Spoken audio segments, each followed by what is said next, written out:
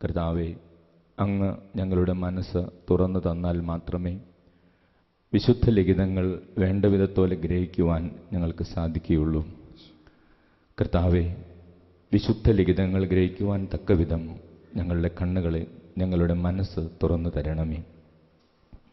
പരിശുദ്ധമ്മേ മാതാവേ, ദൈവത്തിൻ്റെ വചനം ഹൃദയത്തിലും ഉദരത്തിലും സ്വീകരിച്ച് ഫലം പുറപ്പെടുവിച്ച പരിശുദ്ധമ്മേ, ഞങ്ങളും വചനം കേട്ട് ഫലം പുറപ്പെടുവിക്കുവാൻ അമ്മ ഞങ്ങൾക്ക് വേണ്ടി പ്രാർത്ഥിക്കണമേ. നന്മ നിറഞ്ഞ മറിയമേ സ്വസ്തി, കർത്താവ് അങ്ങയുടെ കൂടെ, സ്ത്രീകളിൽ അങ്ങ് അനുഗ്രഹിക്കപ്പെട്ടവളാവുന്നു. അങ്ങയുടെ ഉദരത്തിൻ ഫലമായി ഈശോ അനുഗ്രഹിക്കപ്പെട്ടവനാവുന്നു. പരിശുദ്ധ മറിയമേ തമ്പുരാന്റെ അമ്മേ, പാപികളായ ഞങ്ങൾക്ക് വേണ്ടി ഇപ്പോഴും ഞങ്ങളുടെ മരണസമയത്തും തമ്പുരാനോട് അപേക്ഷിച്ചുകൊള്ളണമേ. നന്മ നിറഞ്ഞ മറിയമേ സ്വസ്തി, കർത്താവ് അങ്ങയുടെ കൂടെ, സ്ത്രീകളിൽ അങ്ങ് അനുഗ്രഹിക്കപ്പെട്ടവളാവുന്നു.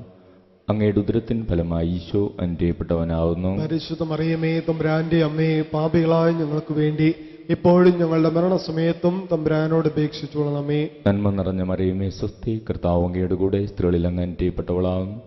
അങ്ങയുടെ ഉദരത്തിൻ ഫലമായി ഈശോ അനുഗ്രഹിക്കപ്പെട്ടവനാവുന്നു. പരിശുദ്ധ മറിയമേ തമ്പുരാന്റെ അമ്മേ, പാപികളായ ഞങ്ങൾക്ക് വേണ്ടി ഇപ്പോഴും ഞങ്ങളുടെ മരണസമയത്തും തമ്പുരാനോട് അപേക്ഷിച്ചുകൊള്ളണമേ. പിതാവിനും പുത്രനും പരിശുദ്ധാത്മാവിനും സ്തുതിയും, ആദിയിലെ പോലെ ഇപ്പോഴും എപ്പോഴും നീക്കും. ആമേൻ. യേശുമിശിഹായ്ക്ക് സ്തുതിയായിരിക്കട്ടെ. ഇപ്പോഴും എപ്പോഴും സ്തുതിയായിരിക്കട്ടെ. ഇരിക്കും.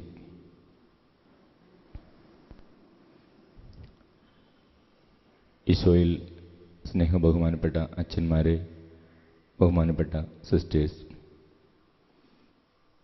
ആത്മീയ ജീവിതത്തിൽ വളരുവാനും നമ്മുടെ ഓരോരുത്തരുടെയും ജീവിതത്തിൽ വ്യക്തിപരമായി കൂടുതൽ വിശുദ്ധിയിലേക്ക് കടന്നു വരുവാനും നമ്മളെക്കുറിച്ച് കൂടുതൽ മനസ്സിലാക്കേണ്ടതുണ്ട്. ദൈവത്തെക്കുറിച്ച് കൂടുതൽ മനസ്സിലാക്കുമ്പോഴാണ് നമുക്ക് നമ്മളെക്കുറിച്ച് കൂടുതൽ തിരിച്ചറിയാൻ സാധിക്കുക. നമ്മൾ ഈ ദിവസങ്ങളിലൊക്കെ ദൈവത്തെയും ദൈവത്തിൻ്റെ വഴികളെയും കുറിച്ചൊക്കെ കൂടുതൽ മനസ്സിലാക്കുകയായിരുന്നു. ഒരു പുസ്തകത്തിൽ ഈ ആത്മീയ വളർച്ചയെക്കുറിച്ച് ഒരു ആത്മീയ പിതാവ് എഴുതിയ ഒരു ആശയം ഇപ്രകാരം വായിച്ചത് എന്നെ വല്ലാതെ ആകർഷിച്ചു. അദ്ദേഹം അതിലിങ്ങനെയാണ് എഴുതിയിരിക്കുന്നത്: നമ്മുടെ ഈ ആത്മീയ ജീവിതത്തിലെ വളർച്ച എന്ന് പറയുന്നത് ഒരു വ്യക്തി ഒരു മഞ്ഞുമല കയറുന്നത് പോലെയാണ്. ഈ മഞ്ഞുമല കയറുന്നതിൻ്റെ പ്രത്യേകത എന്താണ്? ഈ മഞ്ഞുമല വെറുതെ അങ്ങ് ഓടിക്കയറാൻ സാധിക്കുകയില്ല. മഞ്ഞുമലയിൽ മുകളിലേക്ക് കയറണമെങ്കിൽ കയറാനുള്ള ഓരോ സ്റ്റെപ്പും കയ്യിലുള്ള ആയുധങ്ങൾ ഉപയോഗിച്ച് വെട്ടിയുണ്ടാക്കണം. കയ്യിലുള്ള ആയുധങ്ങൾ ഉപയോഗിച്ച് അടുത്ത സ്റ്റെപ്പ് വെട്ടിയുണ്ടാക്കി അതിൽ കാലുവെച്ച് അവിടെ നിന്ന് അടുത്ത സ്റ്റെപ്പിലേക്ക് കയറുവാൻ അടുത്ത പടി വെട്ടിയുണ്ടാക്കി അങ്ങനെ മുകളിലേക്ക് കയറാൻ പരിശ്രമിക്കുന്ന ഒരു വ്യക്തിക്ക് ആത്മീയ ജീവിതത്തിൽ ഉയരാനും വളരാനും സാധിക്കുകയുള്ളൂ. ഈ മഞ്ഞുമല കയറ്റത്തിൽ എന്താണ് ഒരു പ്രത്യേകതയുള്ളത്? മഞ്ഞുമല കയറ്റത്തിൽ ആർക്കും ഒരിക്കലും മുകളിലേക്ക് തെന്നി വീഴാനാകില്ല. താഴേക്ക് മാത്രമേ തെന്നി വീഴാൻ സാധിക്കുകയുള്ളൂ. ആർക്കും ഒരിക്കലും മുകളിലേക്ക് തെന്നി വീഴാൻ സാധിക്കുകയില്ല. എന്നാൽ താഴേക്ക് തെന്നി വീഴാൻ സാധിക്കും. താഴേക്ക് തെന്നി വീഴണമെങ്കിൽ നമ്മൾ പ്രത്യേകിച്ചൊന്നും ചെയ്യണമെന്നില്ല, ഒന്നും ചെയ്യാതിരുന്നാൽ മതി.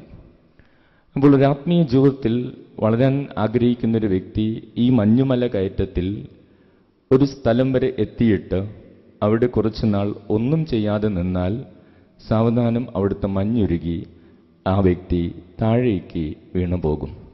അപ്പോൾ ഈ മഞ്ഞുമല കയറ്റത്തിൻ്റെ ഒരു പ്രത്യേകത ഇതാണ്: മുകളിലേക്ക് ആർക്കും തെന്നി വീഴാൻ സാധിക്കുകയില്ല, താഴേക്ക് മാത്രമാണ് തെന്നി വീഴാൻ സാധിക്കുക.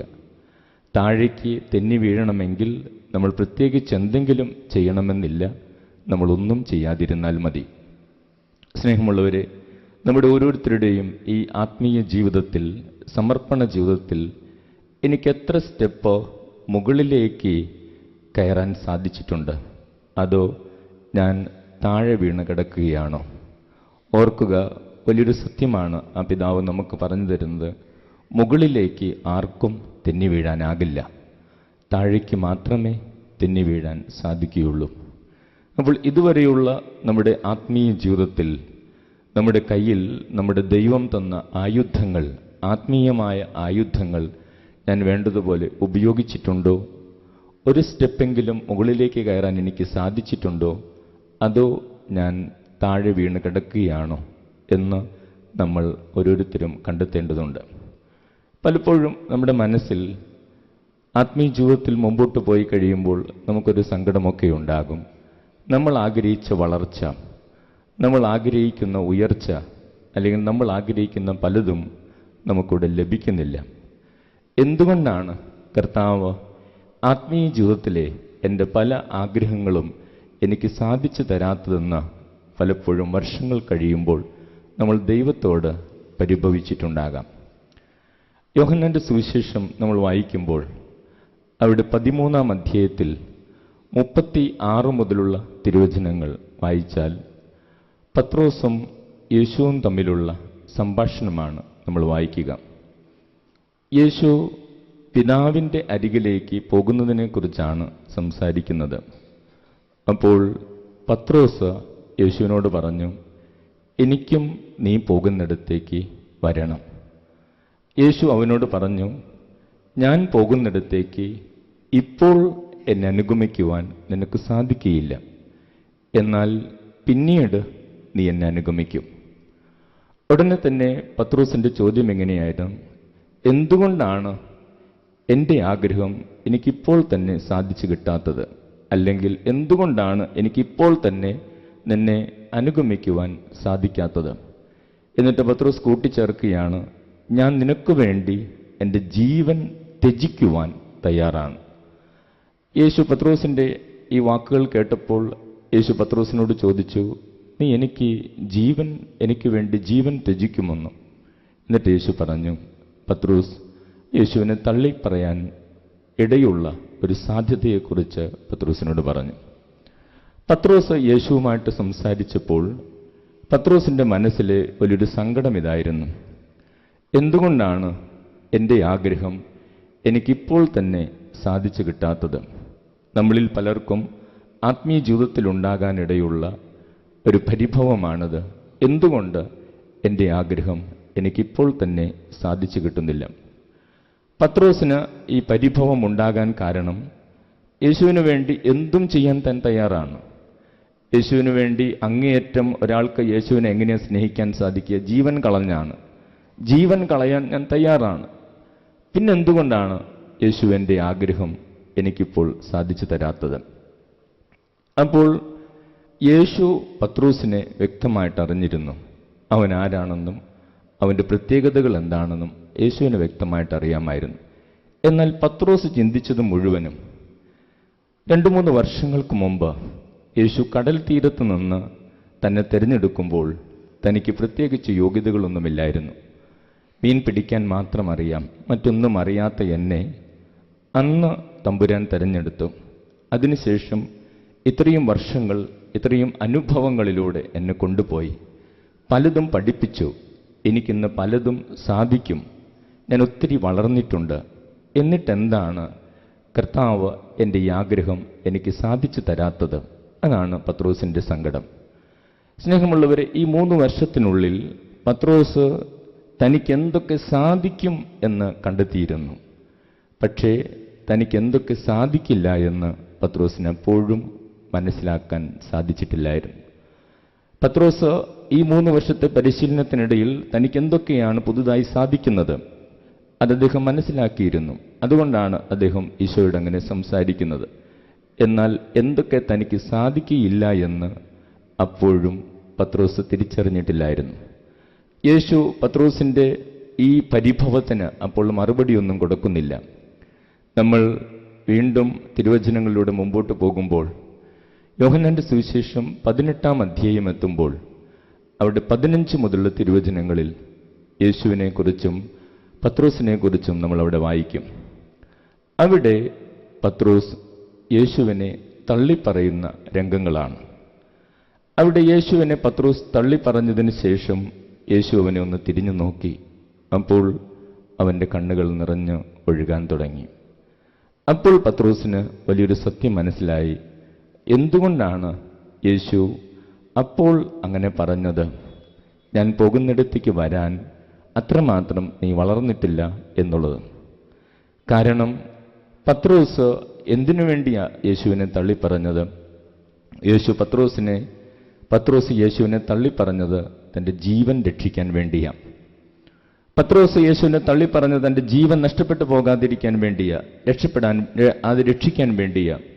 എന്നാൽ മുമ്പ് പത്രോസ് യേശുവിനോട് പറഞ്ഞതെന്താ? ഞാൻ നിനക്ക് വേണ്ടി എൻ്റെ ജീവൻ കളയാൻ തയ്യാറാണ്. അപ്പോൾ ഈ ആത്മീയ ജീവിതത്തിൽ നമ്മൾ എടുക്കുന്ന പല ശബ്ദങ്ങളും നമ്മുടെ ഉറച്ച തീരുമാനങ്ങളും പലപ്പോഴും തള്ളിപ്പറച്ചിലുകളിലാണ് അവസാനിക്കുന്നത്. ആത്മീയ ജീവിതത്തിൽ ശബ്ദങ്ങൾ എടുക്കുവാൻ, ഉറച്ച തീരുമാനങ്ങൾ എടുക്കുവാൻ നമുക്കെല്ലാവർക്കും സാധിക്കുന്നുണ്ട്. പക്ഷേ പലപ്പോഴും അത് അവസാനിക്കുന്നത് തള്ളിപ്പറച്ചിലുകളിലാണ്. ഇവിടെ പത്രോസിൻ്റെയും ശബ്ദവും പത്രോസിൻ്റെയും ഉറച്ച തീരുമാനവും അവസാനിക്കുന്നത് തള്ളിപ്പറച്ചിലാണ്. എന്തുകൊണ്ടാണ് പത്രോസിനത് അങ്ങനെ സംഭവിച്ചത്? അല്ലെങ്കിൽ യേശു ഇത് മുൻകൂട്ടി കണ്ടിരുന്നു? സ്നേഹമുള്ളവരെ, അപ്രതീക്ഷിതമായ വീഴ്ചകളിലൂടെ കടന്നുപോയപ്പോഴാണ് പത്രോസ് തനിക്ക് എന്തൊക്കെ സാധിക്കില്ല എന്നുള്ള ഒരു വലിയ സത്യം മനസ്സിലാക്കിയത്. താൻ ഇനിയും ഏറെ വളരാനുണ്ട് എന്ന വലിയ സത്യം പത്രോസ് മനസ്സിലാക്കുന്നത്. Praise the Lord, hallelujah. യേശുവേ നന്ദി, യേശുവേ സ്തോത്രം. സ്നേഹമുള്ളവരെ, നമ്മളും ഇതുപോലെ പത്രോസിനെ പോലെ പലപ്പോഴും പരിഭവിക്കുന്നവരാ. എന്തുകൊണ്ടാണ് എൻ്റെ ആഗ്രഹം ആത്മീയ ജീവിതത്തിൽ ഇപ്പോൾ തന്നെ എനിക്ക് സാധിച്ചു കിട്ടാത്തത്? നമ്മളും പല ശബ്ദങ്ങളും തീരുമാനങ്ങളും എടുക്കുന്നവരാണ്. പക്ഷെ നമ്മുടെ ഓരോരുത്തരുടെയും ജീവിതത്തിലെ അപ്രതീക്ഷിതമായ ഓരോ വീഴ്ചയും, അപ്രതീക്ഷിതമായ നമ്മുടെ ജീവിതത്തിൻ്റെ ഓരോ പരാജയവും നമുക്ക് പറഞ്ഞു തരുന്നൊരു വലിയ സത്യം ഇതാണ്: ഇനിയും നീ ഏറെ വളരാനുണ്ട്, ഇനിയും നീ ഏറെ നിന്നെ തന്നെ മനസ്സിലാക്കാനുണ്ട്. സ്നേഹമുള്ളവരെ, ഭാവനയുടെ തലത്തിൽ, ആശയ തലത്തിൽ എത്ര വലിയ തീരുമാനമെടുക്കാനും നമുക്ക് സാധിക്കും. ജീവൻ കളയാൻ തയ്യാറാണെന്ന് പറയാൻ നമുക്ക് സാധിക്കും. ഭാവനയുടെ തലത്തിൽ അല്ലെങ്കിൽ ആശയ തലത്തിൽ ഞാൻ നിനക്ക് വേണ്ടി അത് ചെയ്യും എന്ന് പറയാൻ നമുക്കെല്ലാവർക്കും സാധിക്കും. പക്ഷേ പ്രവൃത്തിയുടെ തലത്തിൽ അതെത്തണമെങ്കിൽ അത് നമ്മെക്കൊണ്ട് മാത്രം സാധിക്കുകയില്ല. നമ്മൾ വളരെയധികം ആത്മീയ ശക്തി കൊണ്ട് നിറഞ്ഞാൽ മാത്രമേ നമുക്ക് അപ്രകാരം നമ്മൾ ആഗ്രഹിക്കുന്നത് പോലെ പ്രവർത്തിക്കുവാൻ സാധിക്കുകയുള്ളൂ. Praise the Lord. അപ്പോൾ സ്നേഹമുള്ളവരെ, ഇവിടെ കർത്താവ് പത്രോസിന്റെ ജീവിതത്തിൽ വാസ്തവത്തിൽ എന്താണ് അനുവദിച്ചത്? പത്രോസിനോട് കർത്താവ് പറഞ്ഞു, ഇപ്പോൾ നിനക്കത് സാധിക്കുകയില്ല, എന്നാൽ നിനക്ക് പിന്നീട് സാധിക്കും. നമ്മൾ എന്ന് പറഞ്ഞതിൻ്റെ അർത്ഥം എന്താണ്? നീ കുറച്ചുകൂടെ വളരാനുണ്ട്, വളർന്നു കഴിയുമ്പോൾ നിനക്കത് സാധിക്കും. കർത്താവ് ഒരിക്കലും സാധിക്കില്ല എന്ന് പത്രോസിനോട് പറഞ്ഞില്ല. പക്ഷേ കാത്തിരിക്കുവാൻ പത്രോസ് തയ്യാറായില്ല.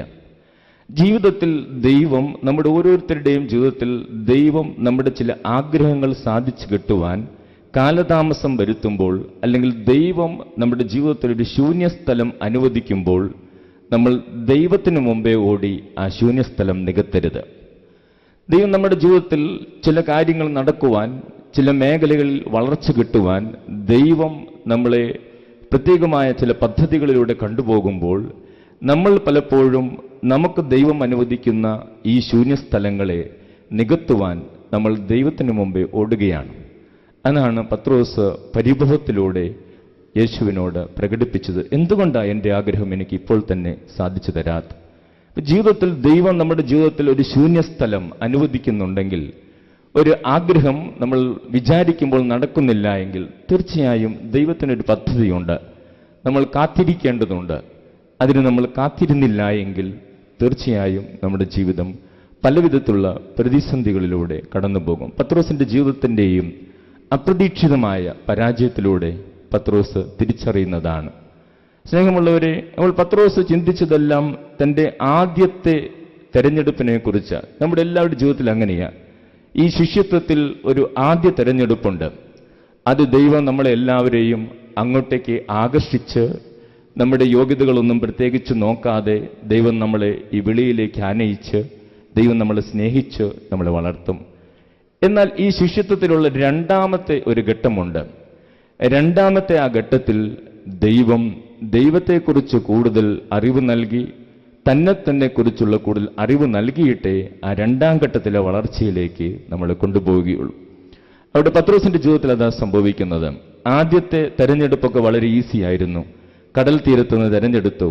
അവന്റെ പ്രത്യേകതകളെയൊന്നും യേശു കാര്യമായിട്ട് നോക്കിയില്ല. പക്ഷേ അടുത്ത ഘട്ടത്തിലേക്ക്, ശിഷ്യത്വത്തിന്റെ വളർച്ചയിലേക്ക് കർത്താവ് കൊണ്ടുപോകുന്നതിന് മുമ്പ് അവനെ വിശുദ്ധീകരിച്ചിട്ട് അവന്റെ കുറവുകൾ ബോധ്യപ്പെടുത്തി കൊടുത്തിട്ട് അവിടെ ദൈവത്തിന്റെ ശക്തി പകർന്നിട്ടാണ് കർത്താവ് നൽകുന്നത്. നമ്മുടെ എല്ലാവരുടെ ജീവിതത്തിൽ സംഭവിക്കുന്നതും സംഭവിക്കേണ്ടതുമായ ഒരു കാര്യമാണത്. ദൈവം നമ്മുടെ ജീവിതത്തിൽ ഒരു ശൂന്യസ്ഥലം അനുവദിക്കുമ്പോൾ, നമ്മുടെ ആഗ്രഹങ്ങൾ നിറവേറാതെ പോകുന്ന ചില സമയങ്ങൾ, നമ്മുടെ സ്വപ്നങ്ങൾ നിറവേറാതെ പോകുന്ന ചില സമയങ്ങളിൽ നമ്മൾ ആ ശൂന്യസ്ഥലം നികത്തുവാൻ ദൈവത്തിന് മുമ്പേ ഓടരുത്. അങ്ങനെ ഓടിയാൽ അത് അസ്വസ്ഥതകളിൽ ചെന്ന് അവസാനിക്കും. നമ്മൾ നമ്മളെ തന്നെ കൂടുതൽ മനസ്സിലാക്കേണ്ടതുണ്ട്. ദൈവം ഒരു ശൂന്യസ്ഥലം എനിക്ക് അനുവദിക്കുന്നുണ്ടെങ്കിൽ എന്തൊക്കെയോ എന്നോട് ദൈവത്തിന് പറയാനുണ്ട്. എൻ്റെ ജീവിതത്തിൽ എന്തൊക്കെയോ മാറ്റങ്ങൾ വരാനുണ്ട്. എൻ്റെ ജീവിതത്തിൽ എന്തൊക്കെയോ ഞാൻ അതിജീവിക്കാനുണ്ട് എന്ന വലിയ സത്യം നമ്മൾ തിരിച്ചറിയേണ്ടതുണ്ട്. നമ്മൾ അബ്രാഹത്തിന്റെ ജീവിതത്തിലൂടെ കടന്നു പോകുമ്പോൾ, അബ്രാഹം വർഷങ്ങൾ കാത്തിരുന്നതിന് ശേഷം അബ്രാഹത്തിന്റെ ജീവിതത്തിലെ ഒരു ശൂന്യസ്ഥലത്തെ നികത്തുവാൻ അബ്രാം പരിശ്രമിക്കുന്നുണ്ട്. ദൈവത്തിനു മുമ്പേ അബ്രാം ഓടുന്നുണ്ട്. അത് അബ്രാമിന് വലിയ വിനയായി മാറുന്നത് നമ്മൾ വചനത്തിൽ വായിക്കും. ഉൽപ്പത്തി പുസ്തകം നമ്മൾ വായിക്കുമ്പോൾ അവിടെ 16-ാം അധ്യായത്തിൽ അബ്രാമിന്റെ ജീവിതത്തിലെ വളരെ പ്രധാനപ്പെട്ട ഒരു സംഭവം നമ്മൾ വായിക്കും. അബ്രാമും സാറയുമായിട്ട് ഏറെ വർഷങ്ങൾ അവർ ഒരുമിച്ച് ജീവിച്ചെങ്കിലും അവർക്ക് മക്കളില്ലായിരുന്നു. അതിൻ്റെ സങ്കടം അബ്രാമിനുണ്ടായിരുന്നു. അബ്രാം ഹാരാനിൽ നിന്ന് അബ്രാം പോരുമ്പോൾ അബ്രാമിന് 75 വയസ്സാണ്. പിന്നീട് 10 വർഷങ്ങളോളം കാനാൻ ദേശത്ത് താമസിച്ചു. അപ്പോഴും അവർക്ക് കുട്ടികളുണ്ടായില്ല. 75 കഴിഞ്ഞ് 10 വർഷവും കൂടെ കഴിഞ്ഞു, 85 ആ സമയമാണ് അബ്രാഹത്തിന്റെ ഭാര്യ സാറ അബ്രാഹത്തിനോട് പറയുന്നത് തൻ്റെ ദാസിയെ പ്രാപിക്കുവാൻ. അബ്രാം സാറായുടെ ആ നിർദ്ദേശം സ്വീകരിച്ചു. അങ്ങനെ ആ നിർദ്ദേശമനുസരിച്ച് പ്രവർത്തിച്ച് അബ്രാമിൽ ഹാഗാർ ഗർഭം ധരിച്ചു. അങ്ങനെ ഒരു കുഞ്ഞിന് ഗർഭം ധരിച്ചു എന്നറിഞ്ഞപ്പോൾ അവൾ അല്പം അഹങ്കാരിയായി മാറി തൻ്റെ യജമാനത്തിയോട് മോശമായി പെരുമാറാൻ തുടങ്ങി. അവരുടെ കുടുംബത്തിൽ കുറെ കലഹങ്ങളുണ്ടായി. അതിനെ തുടർന്ന് അബ്രാം കുറെ സങ്കടപ്പെടുന്നതാണ് നമ്മൾ വചനത്തിൽ വായിക്കുക. സ്നേഹമുള്ളവരെ, ആ വചനഭാഗങ്ങളിലൂടെ നമ്മൾ കടന്നു പോകുമ്പോൾ ചില പാഠങ്ങൾ നമുക്ക് പഠിക്കാനുണ്ട്. ഒന്ന്, ദൈവം അബ്രാമായിട്ടൊരു ഉടമ്പടി, ഉൽപ്പത്തി പുസ്തകം 15-ാം അധ്യായത്തിന്റെ തലക്കെട്ട് തന്നെ അബ്രാമായിട്ട് ഉടമ്പടി എന്നാണ്. അവിടെ വെച്ച് ദൈവം ശക്തിപ്പെടുത്തി പറയുന്നുണ്ട്, ഞാൻ നിനക്കിതെല്ലാം നിറവേറ്റി തരും, നിന്റെ ജീവിതത്തിൽ നിനക്കൊരു കുറവും ഉണ്ടാകില്ല, മക്കളെ നൽകും, എല്ലാം ദൈവം പറയുന്നുണ്ട്. പക്ഷെ എങ്കിൽ പോലും തുടർന്ന് പ്രാക്ടിക്കലായിട്ട് പ്രായോഗിക ജീവിതത്തിൽ ചിന്തിച്ചു നോക്കിയപ്പോൾ അബ്രാം സാവധാനം നിരാശയിലേക്ക് പോകുകയാണ്. സ്നേഹമുള്ളവരെ, അബ്രാം ഈ ഒരു കാര്യത്തിൽ സാറയോട് സഹകരിച്ചപ്പോൾ അബ്രാമിന്റെ ജീവിതത്തിൽ നിന്ന് ചില കാര്യങ്ങൾ പഠിക്കാനുണ്ട് എന്ന് ഞാൻ പറഞ്ഞു. ഒന്നാമത്തെ കാര്യം, നമുക്ക് അബ്രാമിന്റെ ജീവിതത്തിൽ നിന്ന് പഠിക്കാനുള്ള ഒന്നാമത്തെ കാര്യം ഇതാണ്: അബ്രാം കാത്തിരിക്കുവാൻ തയ്യാറായില്ല. ദൈവം വ്യക്തമായ വാഗ്ദാനം നൽകിയതാണ്, ഉറപ്പ് കൊടുത്തതാണ്. പക്ഷേ അബ്രാം കാത്തിരിക്കുവാൻ തയ്യാറായില്ല. സ്നേഹമുള്ളവരെ, കാത്തിരിക്കുവാൻ നമുക്ക് കഴിയണം. ദൈവം നമ്മുടെ ഓരോരുത്തരുടെയും ജീവിതത്തിൽ ശൂന്യസ്ഥലങ്ങൾ അനുവദിക്കും. 1 പത്രോസ് 5-ാം അധ്യായം 6-7 തിരുവചനങ്ങളിൽ നമ്മളിങ്ങനെ വായിക്കും: ദൈവത്തിൻ്റെ ശക്തമായ കരത്തിൻ കീഴിൽ താഴ്മയോടെ നിൽക്കുവിൻ, അവിടുന്ന് തക്ക സമയത്ത് നിങ്ങൾ ഉയർത്തിക്കൊള്ളും. ദൈവത്തിൻ്റെ ശക്തമായ കരത്തിൻ കീഴിൽ താഴ്മയോടെ നിൽക്കുവിൻ, അവിടുന്ന് തക്ക സമയത്ത് നമ്മൾ ഉയർത്തിക്കൊള്ളും. നമ്മൾ ദൈവത്തിൻ്റെ സമയത്തിന് വേണ്ടി കാത്തിരിക്കാതെ അതിനു മുമ്പ് ഓടിയാൽ പിന്നീട് ചിലപ്പോൾ ഏറെ വർഷങ്ങളെടുത്ത് നമ്മൾ ആ പരിക്ക് ശരിയാക്കി എടുക്കേണ്ടി വരും. സ്നേഹമുള്ളവരെ, ഞാൻ ഓർക്കുക, ഒരിക്കൽ ഒരു സിസ്റ്റർ അവരുടെ മഠത്തിൽ അവർ ഈ പണപരമായ കാര്യങ്ങളാണ് കൈകാര്യം ചെയ്തുകൊണ്ടിരുന്നത്. അവൾ അതിനിടയിൽ ഈ സിസ്റ്റർ ഒരു തെറ്റ് ചെയ്തിട്ടില്ല. പണപരമായ കാര്യത്തിൽ ഒരു തെറ്റിദ്ധാരണ അവിടെ ഉണ്ടായി. തെറ്റിദ്ധാരണയുണ്ടായി. പലരും ഈ സിസ്റ്റർ ആ പണം എന്തോ ചെയ്തു എന്നൊക്കെ പറഞ്ഞ് സിസ്റ്ററിനെ കുറ്റപ്പെടുത്താൻ തുടങ്ങി. സിസ്റ്റർ ചെയ്യാത്ത കാര്യമായതുകൊണ്ട് സിസ്റ്റർ നേരെ സങ്കടമായി. ആ ദിവസങ്ങളിൽ സിസ്റ്ററിനെ ഞാൻ കണ്ടപ്പോൾ ആ സിസ്റ്ററിനോട് ഞാൻ പറഞ്ഞു, സിസ്റ്ററെ, ഇപ്പോൾ ഒരു തീരുമാനമെടുക്കാതെ കാത്തിരിക്കുക, കുറച്ചുകൂടെ കാത്തിരിക്കുക, എടുത്തു ചാടി ഒന്നും ചെയ്യാതിരിക്കുക, ദൈവം തന്നെ എല്ലാം ക്രമീകരിച്ചു തരും. പക്ഷെ കുറച്ച് ദിവസങ്ങൾ കൂടെ കഴിഞ്ഞപ്പോൾ ആ സിസ്റ്ററിന് കാത്തിരിക്കുവാൻ തയ്യാറല്ലായിരുന്നു. ഞാൻ ഇത്രയും കഷ്ടപ്പെട്ട് ഈ മഠത്തിൻ്റെ ഈ കോൺഗ്രിഗേഷന് വേണ്ടി ജീവിച്ചിട്ട് ഇങ്ങനെയൊക്കെയല്ലേ പറയുന്നത് എന്ന് പറഞ്ഞ ആ സിസ്റ്റർ അവിടെ നിന്ന് വീട്ടിലേക്ക് പോയി. അങ്ങനെ വീട്ടിൽ ചെന്നു കുറച്ച് നാളുകൾ വീട്ടിൽ നിന്നു. അതൊക്കെ കഴിഞ്ഞപ്പോൾ സിസ്റ്ററിന് വാസ്തവത്തിൽ ഒരു വിവാഹ ജീവിതത്തിലേക്ക് പോകാനോ മറ്റു കാര്യങ്ങൾക്കൊന്നും താല്പര്യമില്ലായിരുന്നു. ഇങ്ങനെയൊരു വാശിക്കും ദേഷ്യത്തിനും കാത്തിരിക്കാതെ എടുത്തു ചാടിപ്പോയതാണ്. കുറച്ചുനാൾ വീട്ടിൽ നിൽക്കാൻ തുടങ്ങിയപ്പോൾ വീട്ടുകാരെല്ലാവരും പറയുന്നു, ഇങ്ങനെ വീട്ടിൽ നിന്നാൽ എങ്ങനെയാ ശരിയാവുക എന്നൊക്കെ പറഞ്ഞ് അവർ നിർബന്ധിച്ച് ഒരു വിവാഹം കഴിപ്പിച്ചു. ആ വിവാഹ ജീവിതത്തിലൂടെ കടന്നു പോയിട്ട് ഈ വ്യക്തിക്ക് സന്തോഷം കണ്ടെത്താനും സാധിക്കുന്നില്ല, സഹകരിക്കാനും സ്നേഹത്തോടെ മുമ്പോട്ട് പോകാനും സാധിക്കില്ല. വീണ്ടും കണ്ണീരോടുകൂടെ വന്ന് പറയുകയാണ്, അച്ഛാ, കുറച്ചുകൂടെ കാത്തിരുന്നാൽ മതിയായിരുന്നു, എനിക്കിപ്പോൾ എൻ്റെ എല്ലാ സ്വസ്ഥതയും പോയി. ജീവിതത്തിൽ ചിലപ്പോൾ നമ്മൾ കുറച്ച് കാത്തിരിക്കേണ്ട സമയങ്ങളുണ്ട്. പക്ഷേ നമ്മൾ പലപ്പോഴും കാത്തിരിക്കുകയില്ല. വികാര വിചാരങ്ങളുടെ സമ്മർദ്ദങ്ങളിൽ നമ്മൾ പെട്ടെന്ന് ആ സമയത്ത് നമ്മുടെ ബുദ്ധി പറയുന്ന പ്രവർത്തിക്കുന്നു. അബ്രഹാമിൻ്റെ ജീവിതത്തിലും അതാണ് സംഭവിച്ചത്. ഓറൽ റോബർട്ട്സൺ എന്ന് പറയുന്ന ഒരു എഴുത്തുകാരനുണ്ട്. അദ്ദേഹത്തിൻ്റെ വളരെ പ്രശസ്തമായൊരു പുസ്തകമാണ് വെയിറ്റിംഗ് ഫോർ ഡ്യൂ സീസൺ എന്ന പുസ്തകം. Waiting for due season. അതിൽ അദ്ദേഹം പറയുന്നൊരു മനോഹരമായ ആശയം ഇതാണ്: നമ്മൾ പ്രകൃതിയിലേക്ക് നോക്കുമ്പോൾ പ്രകൃതിയിൽ പല മാറ്റങ്ങൾ നടക്കാറുണ്ട്. ഒരു മഞ്ഞുകാലമുണ്ട്, ഒരു മഴക്കാലമുണ്ട്, ഒരു വേനൽക്കാലമുണ്ട്, വരൾച്ചയുടെ കാലങ്ങളുണ്ട്. ജീവിതത്തിൽ നമ്മൾ പ്രകൃതിയിലേക്ക് നോക്കി വേനൽ കുറച്ച് നീണ്ടുപോകുമ്പോൾ മനുഷ്യരാരും പോയി ആത്മഹത്യ ചെയ്യാറില്ല. വേനൽ നീണ്ടുപോയി, ഇനി ആകെ പ്രതിസന്ധിയാകും എന്ന് പറഞ്ഞ് ആരും പോയി ആത്മഹത്യ ചെയ്യാറില്ല. മഴക്കാലം കുറേ നീണ്ട് വെള്ളപ്പൊക്കങ്ങളൊക്കെ ഉണ്ടായി പ്രതിസന്ധികളുണ്ടാകുമ്പോഴും മനുഷ്യരാരും പോയി ആത്മഹത്യ ചെയ്യാറില്ല. മനുഷ്യൻ്റെ പ്രതീക്ഷ എന്താണ്? ഈ വേനൽക്കാലം മാറും, ഒരു മഴക്കാലം ഉണ്ടാകും. മഴക്കാലത്താണെങ്കിലും മനുഷ്യൻ്റെ പ്രതീക്ഷ എന്താണ്? ഈ മഴക്കാലം മാറും, ഒരു വേനൽക്കാലം. അപ്പോൾ ഈ പ്രകൃതിയിലേക്ക് നോക്കുമ്പോൾ മനുഷ്യൻ എപ്പോഴും കാത്തിരിക്കാൻ തയ്യാറാണ്. വേനലിൻ്റെ നാളുകളിൽ ഒരു മഴയ്ക്ക് വേണ്ടി കാത്തിരിക്കാൻ തയ്യാറാണ്. മഴയുടെ നാളുകളിൽ നമ്മളൊരു വേനലിന് വേണ്ടി കാത്തിരിക്കാൻ തയ്യാറാണ്.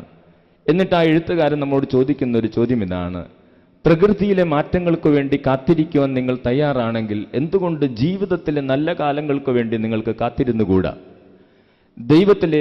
ദൈവം ജീവിതത്തിൽ ഇടപെടുന്ന നല്ല സമയത്തിന് വേണ്ടി, ദൈവത്തിൻ്റെ തക്ക സമയത്തിന് വേണ്ടി എന്തുകൊണ്ട് നിങ്ങൾക്ക് കാത്തിരുന്നുകൂടാ? തീർച്ചയായും ജീവിതത്തിൽ ഒരു കഷ്ടകാലമുണ്ടെങ്കിൽ തീർച്ചയായും ദൈവം ഒരു നല്ല കാലം ഒരുക്കി വെച്ചിട്ടുണ്ട്. ജീവിതത്തിൽ ഒരു ശൂന്യതയുടെ നാളുകൾ ഉണ്ടെങ്കിൽ ദൈവം തീർച്ചയായും അവിടെ ഒരു സമൃദ്ധിയുടെ കാലം നമുക്ക് ഒരുക്കി വെച്ചിട്ടുണ്ട്. പ്രകൃതിയുടെ മാറ്റങ്ങൾക്ക് വേണ്ടി കാത്തിരിക്കാൻ സാധിക്കുന്ന നിങ്ങൾക്ക് എന്തുകൊണ്ട് ജീവിതത്തിലെ മാറ്റങ്ങൾക്ക് വേണ്ടി കാത്തിരുന്നുകൂടാ? എന്നിട്ട് ആ പുസ്തകത്തിൽ അദ്ദേഹം മനോഹരമായി എഴുതി വച്ചിരിക്കുന്ന ഒരു സെന്റൻസ് ഇങ്ങനെയാണ്: god's due season will not be too early or too late for your needs. ദൈവത്തിൻ്റെ തക്ക സമയം എൻ്റെ ആവശ്യങ്ങളിൽ നിന്ന് ഒട്ടും നേരത്തെയുമായിരിക്കുകയില്ല, ഒട്ടും വൈകിയുമായിരിക്കുകയില്ല. അതേ സ്നേഹമുള്ളവർ, ദൈവത്തിൻ്റെ തക്ക സമയം നിന്റെ ആവശ്യങ്ങളിൽ നിന്ന് ഒട്ടും നേരത്തെയുമായിരിക്കുകയില്ല, ഒട്ടും വൈകിയുമായിരിക്കുകയില്ല. ദൈവത്തിൻ്റെ തക്ക സമയത്തിന് നമ്മൾ കാത്തിരിക്കേണ്ടതുണ്ട്.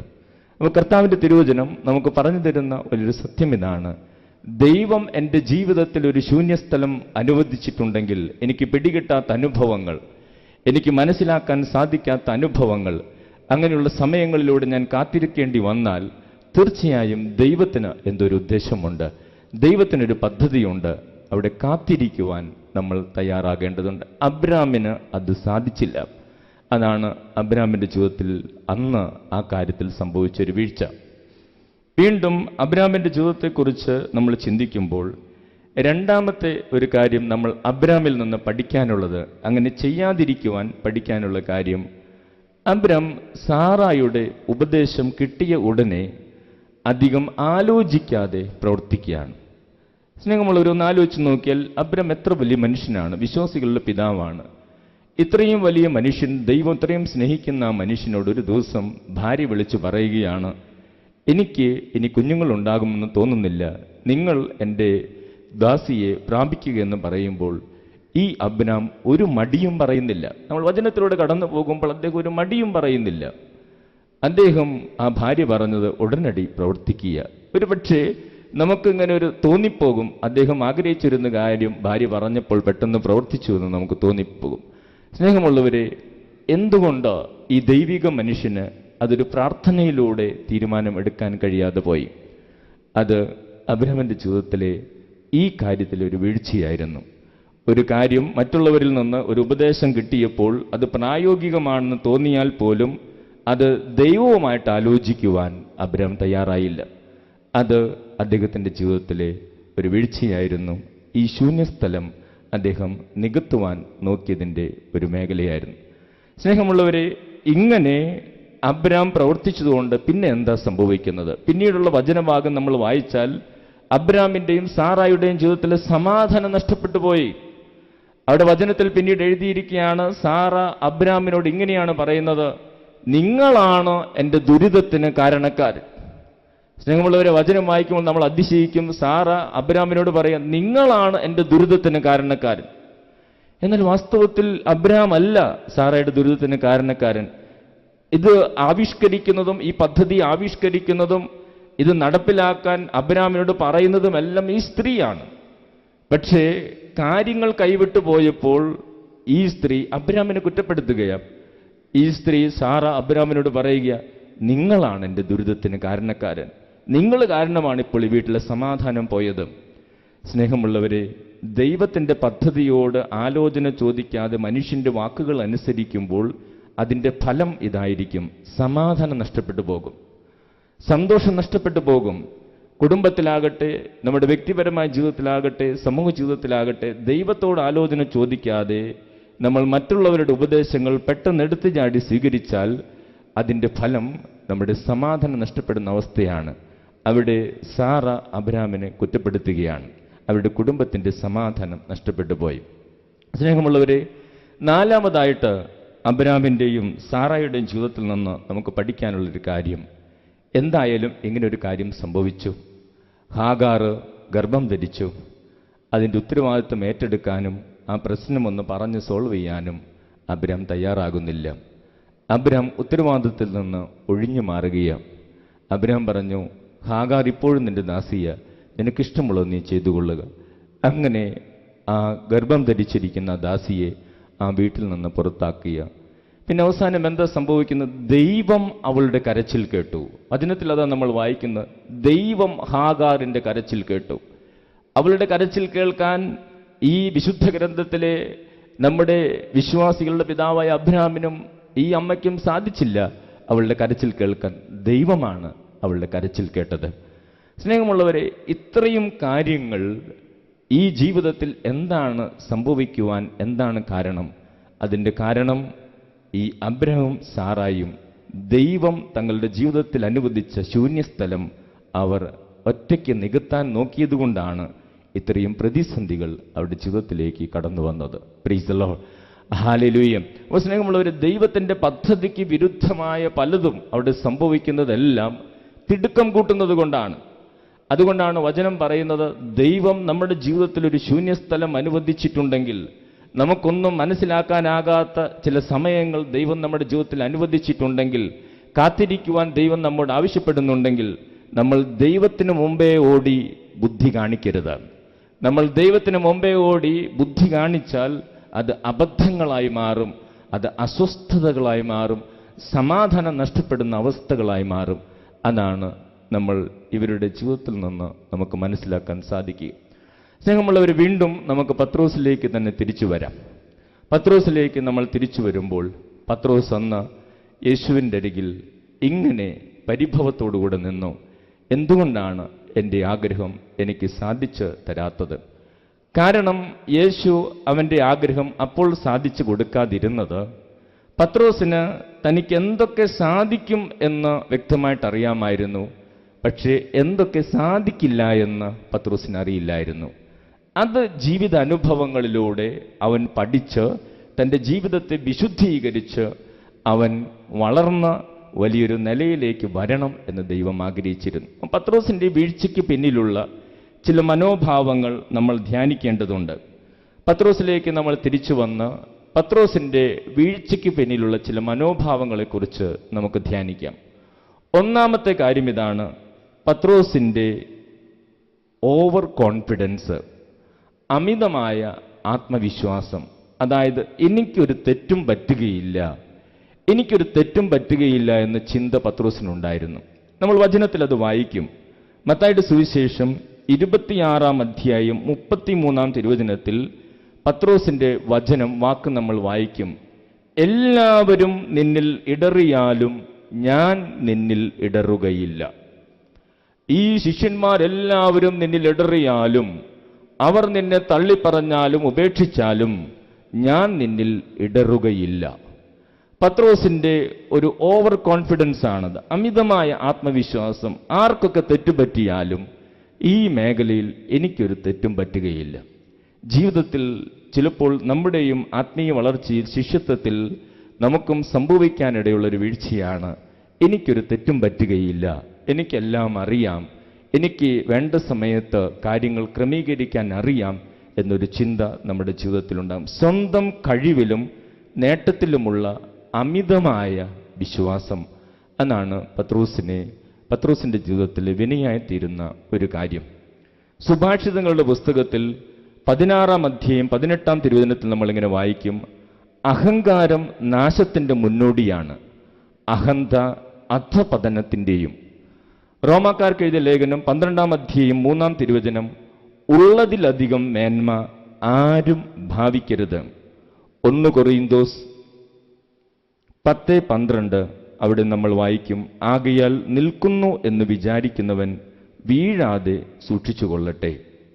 സ്നേഹമുള്ളവരെ, അപ്പോൾ ഇവിടെ നമ്മുടെ എല്ലാവരുടെയും ജീവിതത്തിലുള്ള അമിതമായ നമ്മളിൽ തന്നെയുള്ള ഒരു വിശ്വാസമുണ്ട്. എനിക്കൊരു തെറ്റും സംഭവിക്കുകയില്ല, ഞാൻ എന്ത് കണ്ടാലും അതെന്നെ ബാധിക്കുകയില്ല, ഞാൻ ആരൊക്കെയായിട്ട് കൂട്ടുകൂടിയാലും അതെന്നെ ബാധിക്കുകയില്ല, ഞാൻ എവിടെ പോയാലും എന്നെ അത് ബാധിക്കുകയില്ല. ഇങ്ങനെ അമിതമായ ആത്മവിശ്വാസം നമുക്കുണ്ടെങ്കിൽ അത് നമുക്ക് വിനയായി മാറും.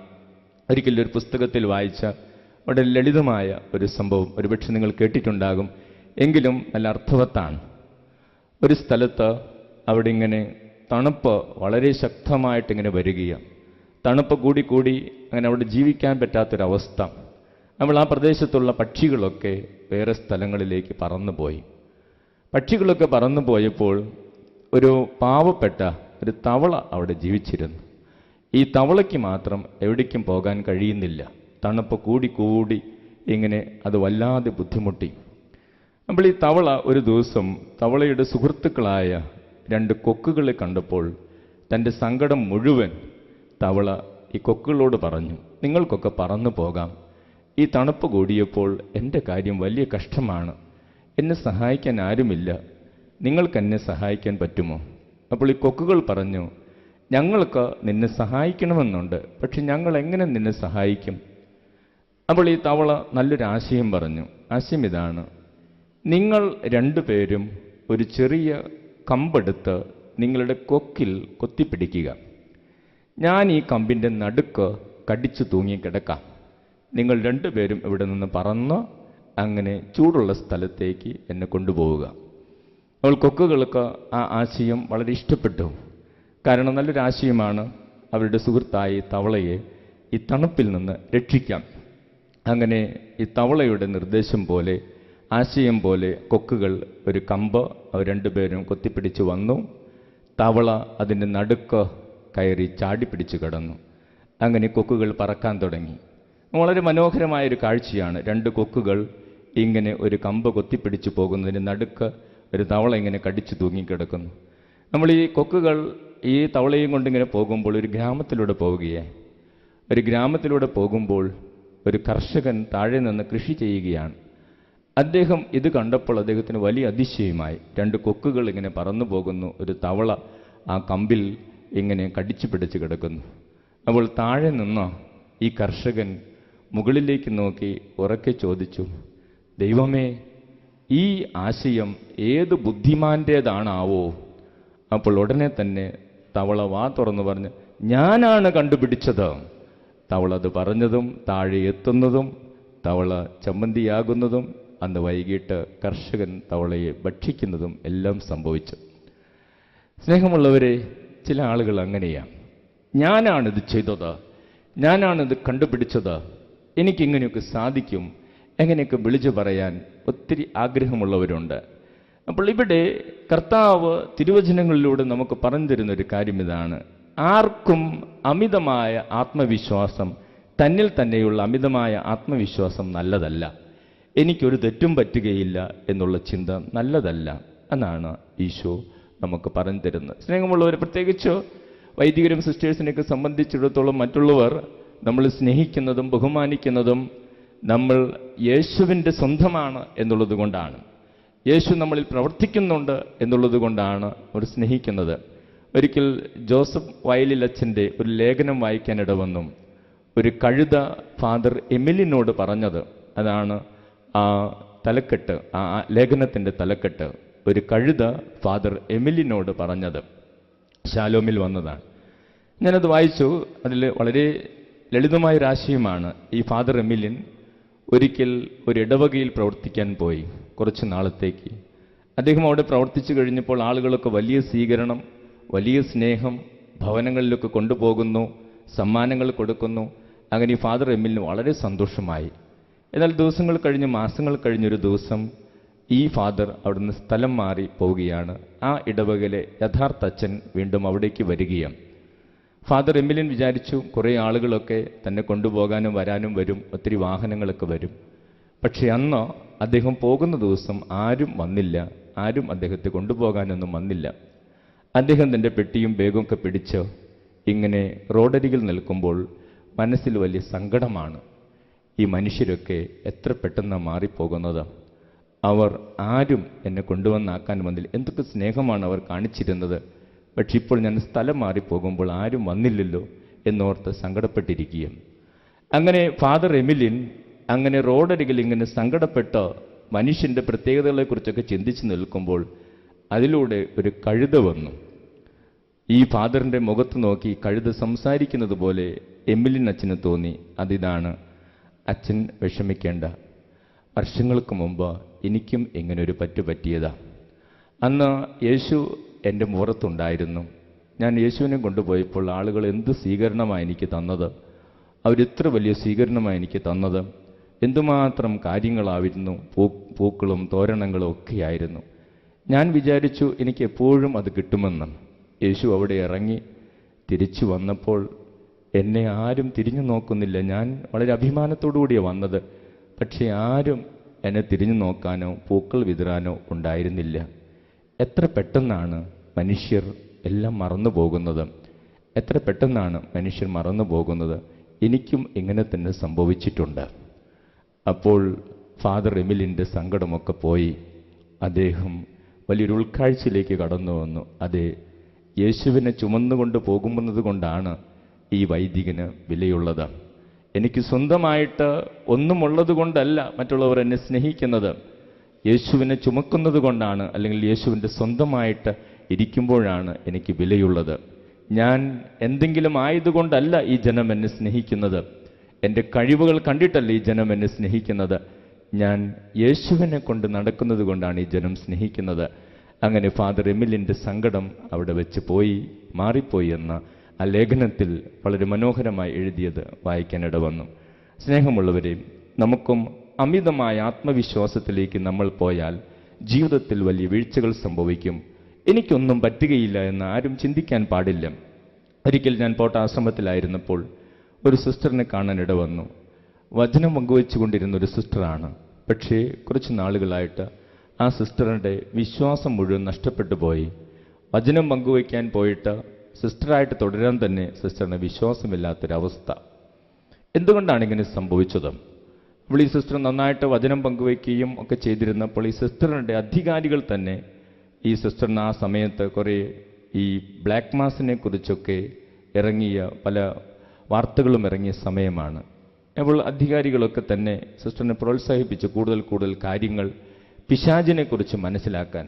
അങ്ങനെ ഈ സിസ്റ്റർ ഡെവിൾ വർഷിപ്പേഴ്സിൻ്റെ സൈറ്റുകളിൽ കയറി പിശാചിനെക്കുറിച്ചും അവൻ്റെ പ്രവർത്തനങ്ങളെക്കുറിച്ചും കൂടുതൽ ഇൻ്റർനെറ്റിൽ പഠിക്കാനും വായിക്കാനും തുടങ്ങി. പിന്നെ ചില മ്യൂസിക്കുകളൊക്കെ ഉണ്ട് ഡെവിൾ വർഷിപ്പേഴ്സ് ഉപയോഗിക്കുന്നത്, അതൊക്കെ കേൾക്കാൻ തുടങ്ങി. സിസ്റ്ററിന് ആത്മവിശ്വാസമായിരുന്നു എനിക്കൊന്നും സംഭവിക്കുകയില്ല എന്ന്. പക്ഷേ വാസ്തവത്തിൽ സാവധാനം ആ സിസ്റ്ററിൻ്റെ വിശ്വാസം നഷ്ടപ്പെട്ടു പോയി. സിസ്റ്ററിന് പ്രവർത്തിക്കാൻ സാധിക്കാത്ത വിധത്തിലൊരു ബന്ധനാവസ്ഥയിലേക്ക് സിസ്റ്റർ പോയി. സ്നേഹമുള്ളവർ, പിന്നീട് അവിടെ ധ്യാനത്തിൽ വെച്ച് ഞങ്ങൾ പലർ ഒരുമിച്ച് ചേർന്ന് പ്രാർത്ഥിച്ച് പല കെട്ടുകളിൽ നിന്നും വിടുതലിന് വേണ്ടി പ്രാർത്ഥിച്ചതിന് ശേഷമാണ് അവർ സ്വതന്ത്രയായത്. അപ്പോൾ നമുക്കെല്ലാവർക്കും ഇങ്ങനെ അമിതമായ ആത്മവിശ്വാസം കാണാം, എനിക്കൊന്നും സംഭവിക്കുകയില്ല. ഏത് മേഖലയിലാണെങ്കിലും പത്രോസിൻ്റെ ജീവിതത്തിലും പത്രോസിന് വിനയായി മാറിയതാണ് അമിതമായ ആത്മവിശ്വാസം. ഞാൻ എന്ത് ചെയ്താലും എനിക്കൊന്നും സംഭവിക്കുകയില്ല, എൻ്റെ ഭാഗത്തുനിന്നൊരു വീഴ്ചയും ഉണ്ടാവുകയില്ല. അത് നമ്മൾ ശ്രദ്ധിക്കേണ്ട ഒരു മേഖലയാണ്. Praise the Lord, hallelujah. രണ്ടാമതായിട്ട് പത്രോസിൻ്റെ വീഴ്ചയ്ക്ക് രണ്ടാമത്തെ കാരണം ഇതാണ്. പത്രോസ് പ്രാർത്ഥന അവഗണിച്ച് സുഖനിദ്രയിലേക്ക് പ്രവേശിച്ചു. കർത്താവ് അവരെ തോട്ടത്തിലേക്ക് കൂട്ടിക്കൊണ്ടുപോയത് എന്തിനാണ്? കർത്താവ് പത്രോസ്, യാക്കോബ്, യോഹന്നാൻ എന്നിവരെ കൂട്ടിക്കൊണ്ടുപോയത് എന്തിനാണ് തോട്ടത്തിലേക്ക്? കർത്താവ് അവരെ തോട്ടത്തിലേക്ക് കൂട്ടിക്കൊണ്ടുപോയത് പ്രാർത്ഥിച്ച് ശക്തിപ്പെടാനാണ്. പ്രാർത്ഥിച്ച് ശക്തിപ്പെടാനും പ്രാർത്ഥനയിലൂടെ ആത്മീയ ശക്തി നേടി വരാനിരിക്കുന്ന കഷ്ടതകളെ നേരിടാനുമാണ് കർത്താവ് അവരെ തോട്ടത്തിലേക്ക് കൊണ്ടുപോയത്. പക്ഷേ അവർ സുഖനിദ്രയിലേക്ക് പോയി. പ്രാർത്ഥനയും ജാഗരണവും അവർ വിസ്മരിച്ചു. അതുകൊണ്ട് എന്ത് സംഭവിച്ചു? അവർക്ക് വീഴ്ച സംഭവിച്ചു. സ്നേഹമുള്ളവരെ, കർത്താവിൻ്റെ വചനത്തിൽ നമ്മൾ വായിക്കുന്നു, പരീക്ഷയിൽ അകപ്പെടാതിരിക്കുവാൻ ഉണർന്നിരുന്ന് പ്രാർത്ഥിക്കുവിൻ. സ്നേഹമുള്ളവരെ, പ്രാർത്ഥന അവഗണിച്ചാൽ, നമ്മുടെ ജീവിതത്തിൽ പ്രാർത്ഥനയെ നമ്മൾ അവഗണിച്ചാൽ, ആത്മീയ ശക്തി സംഭരിക്കാനുള്ള സമയങ്ങളെ നമ്മൾ അവഗണിച്ചാൽ, തീർച്ചയായും നമ്മുടെ ജീവിതത്തിൽ നമ്മൾ ആരുമായാലും വീഴ്ച സംഭവിക്കും. പത്രോസിന് സംഭവിച്ചതാണ്. പ്രാർത്ഥനയെ അവഗണിച്ചു, ആത്മീയ ശക്തി സംഭരിക്കാനുള്ള സമയങ്ങളെ അവഗണിച്ചു. അവൾ വചനം പറയുന്നതാണ്, പരീക്ഷയിൽ അകപ്പെടാതിരിക്കാൻ ഉണർന്നിരുന്ന് പ്രാർത്ഥിക്കുവിൻ. ആത്മീയ കാര്യങ്ങൾ വിസ്മരിച്ചു. ഇപ്പോൾ വാസ്തവത്തിൽ ആ വചനത്തിൽ നമ്മൾ കുറച്ച് മാറ്റം വരുത്തിയാൽ നല്ലതാണെന്ന് എനിക്ക് തോന്നുന്നു. കാരണം ഇപ്പോൾ പലരും രാത്രികാലങ്ങളിൽ ഉണർന്നിരിക്കുന്നുണ്ട്, ഫേസ്ബുക്കിൻ്റെയും വാട്സാപ്പിൻ്റെയും സോഷ്യൽ നെറ്റ്വർക്ക്സിൻ്റെയും മുമ്പിൽ. ഒരുപക്ഷെ ഈശോ ഇപ്പോഴത്തെ കാലത്തിലാണ് വരുന്നതെങ്കിൽ ഈശോ പറയുമായിരിക്കും, പരീക്ഷയിൽ അകപ്പെടാതിരിക്കുവാൻ നിങ്ങൾ വേണ്ട സമയത്ത് കിടന്നുറങ്ങുവിൻ എന്ന് ഈശോ പറയുമായിരിക്കും. കാരണം നമ്മളിപ്പോൾ വേണ്ട സമയത്ത് ഉറങ്ങുന്നില്ല. നമ്മൾ രാത്രിയിൽ ഉറക്കമൊളിച്ചിരിക്കുക. പലരും രാത്രിയിൽ 2 മണി വരെയൊക്കെയാണ് ഫേസ്ബുക്കിലും വാട്സാപ്പിലും നെറ്റിലുമൊക്കെ ആയിരിക്കുന്നത്. അതുകൊണ്ട് ഈശോ ചിലപ്പോൾ ആ വചനം മാറ്റുമായിരിക്കും എന്ന് ഞാൻ ചിന്തിക്കുന്നു. സ്നേഹമുള്ളവരെ, പരീക്ഷയിൽ അകപ്പെടാതിരിക്കാൻ ഉണർന്നിരുന്ന് പ്രാർത്ഥിക്കണമെന്ന് ഈശോ പറഞ്ഞത് പ്രാർത്ഥനയെ അവഗണിച്ചു. സ്നേഹമുള്ളവരെ, പ്രാർത്ഥനയെ അവഗണിച്ചാൽ, ആത്മീയ ശക്തി നേടുവാനുള്ള വഴികളെ നമ്മൾ അവഗണിച്ചാൽ നമ്മുടെ ജീവിതത്തിൽ ഇത് സംഭവിക്കും. പൗലോസിനെ കുറിച്ച് നമ്മൾ വായിക്കുമ്പോൾ പൗലോസിന് എന്തുമാത്രം ശക്തി കിട്ടുന്നതിന് കാരണം എന്താണെന്ന് പൗലോസ് ലീഹ പറയുന്നുണ്ട്. 1 കൊറിന്തോസ് 2:2 പൗലോസ് ലീഹ ഇങ്ങനെ പറയുന്നു, മറ്റൊന്നും അറിയേണ്ടതില്ല എന്ന് ഞാൻ തീരുമാനിച്ചു. മറ്റൊന്നും അറിയേണ്ടതില്ല എന്ന് ഞാൻ തീരുമാനിച്ചു. അവിടെ പൗലോസ് ലീഹ പറയുക, മറ്റൊന്നും അറിയേണ്ടതില്ല എന്ന് ഞാൻ തീരുമാനിച്ചു. യേശുവിനെക്കുറിച്ച് കൂടുതൽ അറിയാൻ വേണ്ടി അവിടെ പൗലോസ് ലീഹ എഴുതിയിരിക്കുക, മറ്റൊന്നും അറിയേണ്ടതില്ല എന്ന് ഞാൻ തീരുമാനിച്ചു. അത് എൻ്റെ കർത്താവായ യേശുവിനെക്കുറിച്ചുള്ള അറിവ് എനിക്ക് കൂടുതൽ കിട്ടുന്നതിനും ഞാൻ അവൻ്റെ മാത്രമായി ജീവിക്കുന്നതിനും വേണ്ടിയാണ് മറ്റൊന്നും അറിയേണ്ടതില്ല എന്ന് ഞാൻ തീരുമാനിച്ചു. പലപ്പോഴും നമ്മുടെ ജീവിതത്തിൽ സംഭവിക്കുന്ന ഒരു കാര്യം ഇതാണ്. കുറേ കാര്യങ്ങൾ അറിയാൻ നമ്മൾ പരിശ്രമിക്കുന്നു. എല്ലാ അറിവുകളും നമുക്ക് ആവശ്യമുള്ളതാകണമെന്നില്ല. എല്ലാ അറിവുകളും നമ്മളെ വളർത്തുന്നതാകണമെന്നില്ല. പൗലോസിൽ നിന്ന് നമ്മൾ പഠിക്കേണ്ടതുണ്ട്. മറ്റൊന്നും അറിയേണ്ടതില്ല എന്ന് ഞാൻ തീരുമാനിച്ചു. അതേ സ്നേഹമുള്ളവരെ, ജീവിതത്തിൽ നമ്മൾ ദൈവത്തിൻ്റെ, യേശുവിൻ്റെ സ്വന്തമായിട്ട് നമുക്ക് പ്രവർത്തിക്കാൻ സാധിക്കണമെങ്കിൽ നമ്മൾ വില കൊടുക്കണം. ആരെങ്കിലും സുവിശേഷ വേലയിൽ ആത്മീയ ജീവിതത്തിൽ വളർന്നിട്ടുള്ളത് നമ്മൾ വായിച്ചിട്ടുണ്ടെങ്കിൽ അവർക്ക് വില കൊടുത്തവരാണ്. പൗലോസ് ലീഹ കൊടുത്തൊരു വില ഇതാണ്, യേശുവിനെ കുറിച്ചല്ലാതെ മറ്റൊന്നിനെ കുറിച്ചും അറിയേണ്ടതില്ല എന്ന് ഞാൻ തീരുമാനിച്ചു. സ്നേഹമുള്ളവരെ, നമ്മുടെയും ചില തീരുമാനങ്ങളാണ് ആത്മീയമായിട്ട് ശക്തിപ്പെടുവാൻ നമ്മളെ സഹായിക്കുക.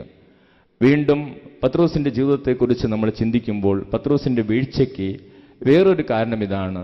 പത്രോസ് യേശുവിനെ അനുഗമിച്ചത് അകലമിട്ടാണ്. വചനത്തിൽ എഴുതിയിരിക്കുന്നു, പത്രോസ് അകലെ മാറി യേശുവിനെ അനുഗമിച്ചു. നമ്മുടെ ശിഷ്യത്വത്തിൽ നമ്മൾ യേശുവിനെ അനുഗമിക്കുന്നതിൽ അകലമിടാൻ തുടങ്ങിയാൽ സാവധാനം നമ്മൾ വീണുപോകും. അടുത്തനുകരിക്കുവാൻ വിളിക്കപ്പെട്ടവരാണ് നമ്മൾ ഓരോരുത്തരും. നമ്മൾ ഈ ശിഷ്യത്വത്തിൽ നമ്മൾ അകലമിടാൻ തുടങ്ങിയാൽ നമ്മൾ വീണു പോകുവാൻ ഇടയുണ്ട്. അതാണ് കർത്താവ് നമ്മളെ ഓർമ്മിപ്പിക്കുന്നത്. വീണ്ടും നാലാമതായിട്ട് പത്രോസിൻ്റെ ജീവിതത്തിലെ വീഴ്ചയെക്കുറിച്ച് നമ്മൾ ധ്യാനിക്കുമ്പോൾ പത്രോസിൻ്റെ ജീവിതത്തിൽ ഇങ്ങനെ വലിയൊരു വീഴ്ച വരാൻ കാരണം പത്രോസ് ചെന്നുപെട്ട സാഹചര്യം. ആരുടെ കൂട്ടത്തിലേക്കാണ് പത്രോസ് ചെന്നുപെട്ടത്? ആരുടെ സൗഹൃദത്തിലേക്കാണ് പത്രോസ് ചെന്നുപെട്ടത്? സാഹചര്യങ്ങളും കൂട്ടുകെട്ടും നമ്മുടെ ജീവിതത്തിൽ വലിയ വീഴ്ചയ്ക്ക് ഇടവരുത്തും. ഇവിടെ പത്രോസ് ചെന്നുപെട്ടത് യേശുവിനെതിരായി ചിന്തിക്കുന്ന ആളുകളുടെ കൂട്ടത്തിലേക്കാണ്. അപ്പോൾ പത്രോസ് ചെന്നുപെട്ട സാഹചര്യം പത്രോസിന്റെ വീഴ്ചയ്ക്ക് കാരണമാവുകയാണ്. അപ്പം നമ്മൾ ഓരോരുത്തരും ചെന്നുപെടുന്ന സാഹചര്യങ്ങൾ, നമ്മുടെ സൗഹൃദങ്ങൾ വളരെ പ്രധാനപ്പെട്ടതാണ്. കർദിനാൾ ആന്റണി പടിയറയുടെ വളരെ മനോഹരമായ രസകരമായ ഒരു പുസ്തകമാണ് ജേർണി ഇൻ സ്പിരിറ്റ്. അദ്ദേഹത്തിൻ്റെ കുറേ ആത്മീയ വിചാരങ്ങൾ അദ്ദേഹം അതിൽ എഴുതിയിട്ടുണ്ട്.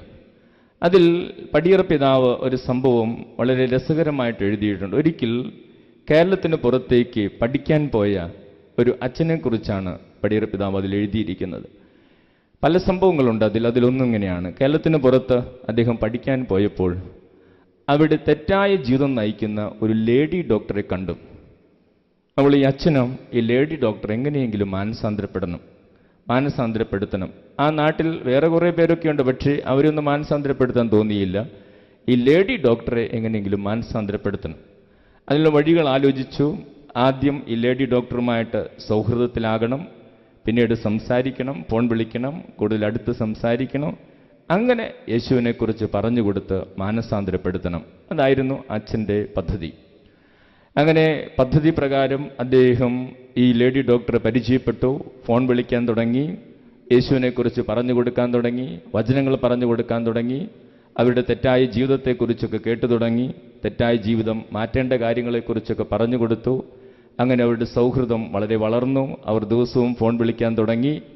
അങ്ങനെ ആന്റണി പടിയറ പിതാവ് പറയുകയാണ്, അങ്ങനെ അവസാനം ലേഡി ഡോക്ടർ അച്ഛനെ മാനസാന്തരപ്പെടുത്തി അവർ വിവാഹം കഴിച്ചു. സ്നേഹമുള്ളവരെ, പിതാവ് അവിടെ പറഞ്ഞിരിക്കുന്ന ഇത്രയേ ഉള്ളൂ. ആന്റണി പടിയറ പിതാവ് അതിൽ പറഞ്ഞിരിക്കുന്നതാണ്, നമ്മൾ മാനസാന്തരപ്പെടുത്താനാണെങ്കിൽ പോലും നമ്മൾ ചെന്നുപെടുന്ന സാഹചര്യങ്ങൾ നമ്മൾ സൂക്ഷിക്കണം, നമ്മൾ ചെന്നുപെടുന്ന സൗഹൃദങ്ങൾ നമ്മൾ സൂക്ഷിക്കണം. ആരൊക്കെയായിട്ടാണ് നമ്മൾ ഇടപഴകുന്നത്, അവരായിരിക്കുന്ന സാഹചര്യം എന്താണ്, അത് നമ്മൾ ശ്രദ്ധിച്ചില്ല എങ്കിൽ അപകടങ്ങൾ നമ്മുടെ ജീവിതത്തിലേക്ക് കടന്നു വരാൻ ഇടയുണ്ട്. സ്നേഹമുള്ളവരെ, ഇവിടെ പത്രോസിന്റെ ജീവിതത്തിലും സംഭവിക്കുന്നതാണ്. അദ്ദേഹം ചെന്നുപെട്ട സാഹചര്യമാണ് യേശുവിനെ തള്ളിപ്പറയുവാൻ ഇടവരുത്തിയത്. നമ്മുടെ ഓരോരുത്തരുടെ ജീവിതത്തിൽ നമ്മൾ ആരൊക്കെയായിട്ട് ഇടപഴകുന്നു, നമ്മുടെ സുഹൃത്തുക്കൾ ആരാണ്, ആരുടെ കൂടെയൊക്കെയാണ് ഞാൻ നടക്കുന്നത്, ആരോടൊക്കെയാണ് ഞാൻ ഫോൺ വിളിക്കുന്നത്, ആരൊക്കെയായിട്ടാണ് ഞാൻ ചാറ്റ് ചെയ്യുന്നത്, അത് വളരെ പ്രധാനപ്പെട്ടതാണ്. ആ സാഹചര്യങ്ങൾ ചിലപ്പോൾ ചില സാഹചര്യങ്ങൾ നമ്മളെ വീഴ്ചകളിലേക്ക് കൊണ്ടുപോകാം. പത്രോസിന്റെ ജീവിതത്തിൽ നിന്ന് നമ്മൾ ഒത്തിരിയേറെ നല്ല കാര്യങ്ങൾ പഠിക്കുമ്പോൾ പത്രോസിന്റെ ജീവിതത്തിൽ നിന്ന് ഈ 4 കാര്യങ്ങൾ നമ്മൾ പഠിക്കാം. കാരണം പത്രോസ് വീണ് പരിക്ക് പറ്റിയവനാണ്. അപ്പോൾ പത്രോസിൽ നിന്ന് നമുക്ക് പഠിക്കാനുള്ളതാണ്. ഇപ്രകാരം നമുക്കും പ്രവർത്തിക്കാതിരിക്കാം എങ്കിൽ നമ്മുടെ ആത്മീയ ജീവിതത്തിൽ കടന്നു വരാനിടയുള്ള പല വീഴ്ചകളെയും നമുക്ക് അതിജീവിക്കുവാൻ സാധിക്കും. Praise the Lord, hallelujah. യേശുവേ നന്ദി, യേശുവേ സ്തോത്രം. നമ്മൾ സ്നേഹമുള്ളവരെ, ഇങ്ങനെയൊക്കെ സംഭവിക്കുമ്പോൾ നമ്മുടെ ഈ ആത്മീയ ജീവിതത്തിൽ നമുക്ക് കൂടുതൽ ശക്തമായിട്ട് മുന്നേറാൻ സാധിക്കണമെങ്കിൽ നമ്മൾ നമ്മളെക്കുറിച്ച് കൂടുതൽ ആഴമായിട്ട് മനസ്സിലാക്കേണ്ടതുണ്ട്. ദൈവത്തെക്കുറിച്ച് നമ്മൾ മനസ്സിലാക്കുന്നത് പോലെ ഞാൻ എന്നെക്കുറിച്ച് കൂടുതൽ മനസ്സിലാക്കണം. എങ്കിലേ എനിക്ക് ആത്മീയ ജീവിതത്തിൽ ഉയരങ്ങളിലേക്ക് കയറാൻ സാധിക്കുകയുള്ളൂ. ഞാൻ എന്നെക്കുറിച്ച് കൂടുതൽ മനസ്സിലാക്കണം. എൻ്റെ കയ്യിലുള്ള ആയുധങ്ങൾ ഞാൻ മടികൂടാതെ ഉപയോഗിക്കണം. മർക്കോസിന്റെ സുവിശേഷം 10-ാം അധ്യായത്തിൽ 17 മുതലുള്ള തിരുവചനങ്ങൾ നമ്മൾ വായിക്കുമ്പോൾ യേശുവിൻ്റെ അരികിലേക്ക് കടന്നു വരുന്ന ഒരു ധനികനായ യുവാവിനെക്കുറിച്ച് നമ്മൾ വായിക്കും. അവൻ യേശുവിനോട് ചോദിക്കുന്ന ഇതാണ്: നിത്യജീവൻ പ്രാപിക്കുവാൻ ഞാൻ എന്താണ് ചെയ്യേണ്ടത്? നിത്യജീവൻ പ്രാപിക്കുവാൻ ഞാൻ എന്താണ് ചെയ്യേണ്ടത്? അതിന് യേശു പറഞ്ഞു, നിനക്ക് കൽപ്പനകൾ അറിയാമല്ലോ. അപ്പോൾ അവൻ പറഞ്ഞു, ചെറുപ്പം മുതലേ ഞാൻ അതൊക്കെ അനുസരിക്കുന്നുണ്ട്. യേശു അവനോട് ഓരോ കൽപ്പനകളായി എടുത്തു പറഞ്ഞു. അവനതൊക്കെ അനുസരിക്കുന്നുണ്ടെന്ന് പറഞ്ഞു. അവസാനം യേശു അവനോട് പറഞ്ഞു, നിനക്കൊരു കുറവുണ്ട്. പോയി നിനക്കുള്ളതെല്ലാം വിറ്റ് ദരിദ്രർക്ക് കൊടുക്കുക, അതിനുശേഷം എന്നെ വന്ന് അനുഗമിക്കുക. സ്നേഹമുള്ളവരെ, യേശുവിൻ്റെ അരികിൽ വന്ന് യേശുവിനോട് സംസാരിച്ചതിന് ശേഷം വിഷാദിച്ചു പോയിട്ടുള്ള ചുരുക്കം ചിലരെ വിശുദ്ധ ഗ്രന്ഥത്തിലുള്ളൂ. യേശുവിനെ കണ്ടതിന് ശേഷം, യേശുവിനോട് സംസാരിച്ചതിന് ശേഷം വിഷാദിച്ചു പോകുന്ന ചുരുക്കം ചിലരേയുള്ളൂ. അതിലൊരാളാണ് ഈ ധനികനായ യുവാവ്. അയാൾ വിഷാദിച്ചു പോയതിൽ നിന്ന് നമുക്ക് വളരെ വ്യക്തമാണ് അയാൾക്ക് സമ്പത്തിനോടുള്ള മനോഭാവം ശരിയല്ലായിരുന്നു. അയാൾ അത് തെളിയിച്ചു. തനിക്ക് ഈ സമ്പത്തിനോടുണ്ടായിരുന്ന മനോഭാവം ശരിയല്ല എന്ന്. അപ്പോൾ യേശു അവനോട് പറഞ്ഞു, നിനക്കൊരു കുറവുണ്ട്. കുറവാണെന്ന് നീ തിരിച്ചറിഞ്ഞിട്ടില്ല. ആ കുറവിതാണ് നിന്റെ സമ്പത്തിനോടുള്ള മനോഭാവം. അപ്പോൾ യേശു അവന് പറഞ്ഞു കൊടുത്തപ്പോഴാണ് തനിക്കിങ്ങനൊരു കുറവുണ്ടെന്ന് അയാൾക്ക് ബോധ്യപ്പെട്ടത്. സ്നേഹമുള്ളവരെ, ഒരു കുറവാണെന്ന് നമ്മൾ തിരിച്ചറിയാത്ത പല പ്രത്യേകതകളും നമ്മുടെ ജീവിതത്തിലുണ്ട്. എൻ്റെ ഈ പ്രത്യേകത ഒരു കുറവാണെന്ന് നമ്മൾ തിരിച്ചറിയാത്ത പല പ്രത്യേകതകൾ നമ്മുടെ ജീവിതത്തിലുണ്ട്. സാംസന് സ്ത്രീകളോട് വലിയ താല്പര്യമുണ്ടായിരുന്നു. സ്നേഹമുള്ളവരെ, ഇതൊരു കുറവാണെന്ന് സാംസൺ തിരിച്ചറിയാത്ത ഒരു പ്രത്യേകത സാംസണ് സ്ത്രീകളോടുണ്ടായിരുന്നു. അതാണ് അദ്ദേഹം വീണുപോയത്. ദാവീദിന് സൗന്ദര്യത്തോട് വലിയ താല്പര്യമുണ്ടായിരുന്നു. ഇതൊരു കുറവാണെന്ന് ദാവീദ് തിരിച്ചറിയാത്ത ഒരു പ്രത്യേകത മനോഭാവം ദാവീദിന് സൗന്ദര്യത്തോടുണ്ടായിരുന്നു. സ്നേഹമുള്ളവരെ, ഏസാവിന് ഭക്ഷണത്തോട് വലിയ താല്പര്യമുണ്ടായിരുന്നു. ഇതൊരു കുറവാണെന്ന് ഏസാവ് തിരിച്ചറിയാത്ത ഒരു പ്രത്യേക മനോഭാവം ഏസാവിന് പായസത്തോട് ഭക്ഷണത്തോടുണ്ടായിരുന്നു. യൂദാസിന് സമ്പത്തിനോട് വലിയ ഇഷ്ടമായിരുന്നു. ഇതൊരു കുറവാണെന്ന് യൂദാസ് തിരിച്ചറിയാത്ത ഒരു പ്രത്യേക മനോഭാവം യൂദാസിനുണ്ടായിരുന്നു. സ്നേഹമുള്ളവരെ, തിരുവചനങ്ങളിലൂടെ നമ്മൾ കടന്നു പോകുമ്പോൾ ശിഷ്യത്വത്തിൽ പരാജയപ്പെട്ട ഏതൊരു മകനെയും മകളെയും കുറിച്ച് നമ്മൾ ചിന്തിക്കുമ്പോൾ നമുക്ക് മനസ്സിലാക്കാൻ സാധിക്കുന്ന വലിയൊരു സത്യം ഇതാണ്: ഇതൊരു കുറവാണെന്ന് അവർ തിരിച്ചറിയാതെ പോയ ജീവിതത്തിന്റെ ചില പ്രത്യേകതകളാണ് അവർ തകർത്ത് കളഞ്ഞത്.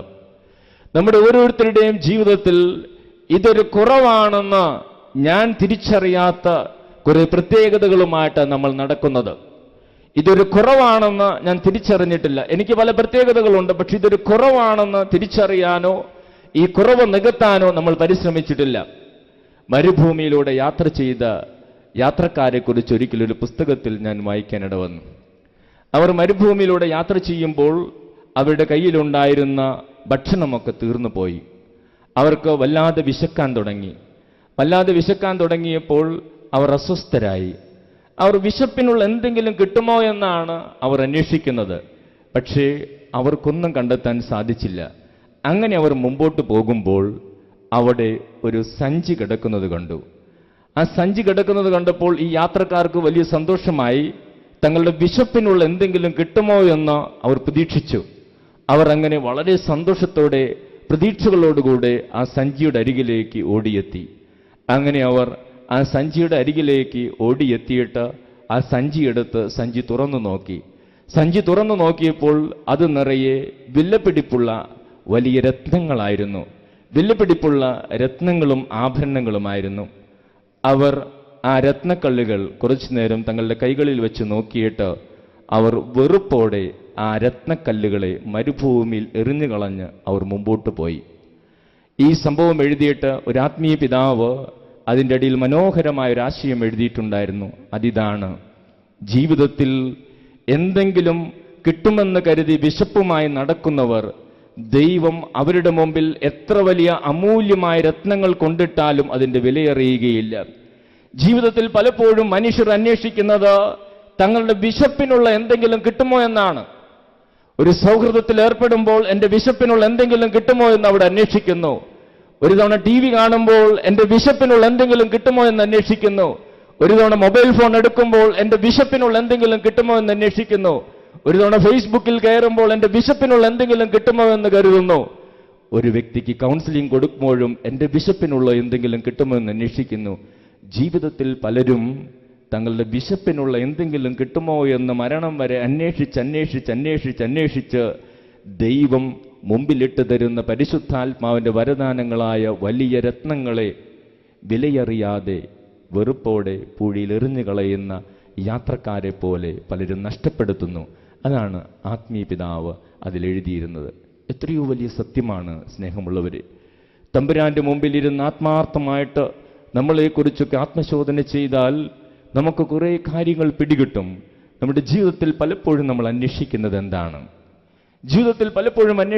എന്താണ്? നല്ലതെന്ന ഭാവേന നമ്മളിൽ പലരും അന്വേഷിക്കുന്നത് എന്താണ്? പലരും അന്വേഷിക്കുന്നത് എൻ്റെ ഉള്ളിൻ്റെ ഉള്ളിലുള്ള വിശപ്പിനുള്ള എന്തെങ്കിലും കിട്ടുമോ എന്നാണ്.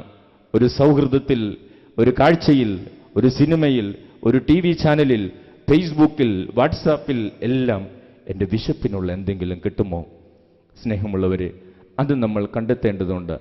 ഞാൻ യേശുവിന് വേണ്ടി എന്തുമാത്രം ദാഹിക്കുന്ന ഒരു വ്യക്തിയാണ്, അതോ എൻ്റെ ജീവിതത്തിൽ ഞാൻ എൻ്റെ തന്നെ എന്തൊക്കെയോ വിശപ്പിനുള്ള അന്വേഷണങ്ങളുമായിട്ട് മുമ്പോട്ട് പോകുന്ന വ്യക്തിയാണോ? എങ്കിലത് കണ്ടെത്താൻ നമുക്ക് സാധിച്ചാലേ ഈ ആത്മീയ ജീവിതത്തിൽ നമുക്ക് വളരാൻ സാധിക്കുകയുള്ളൂ.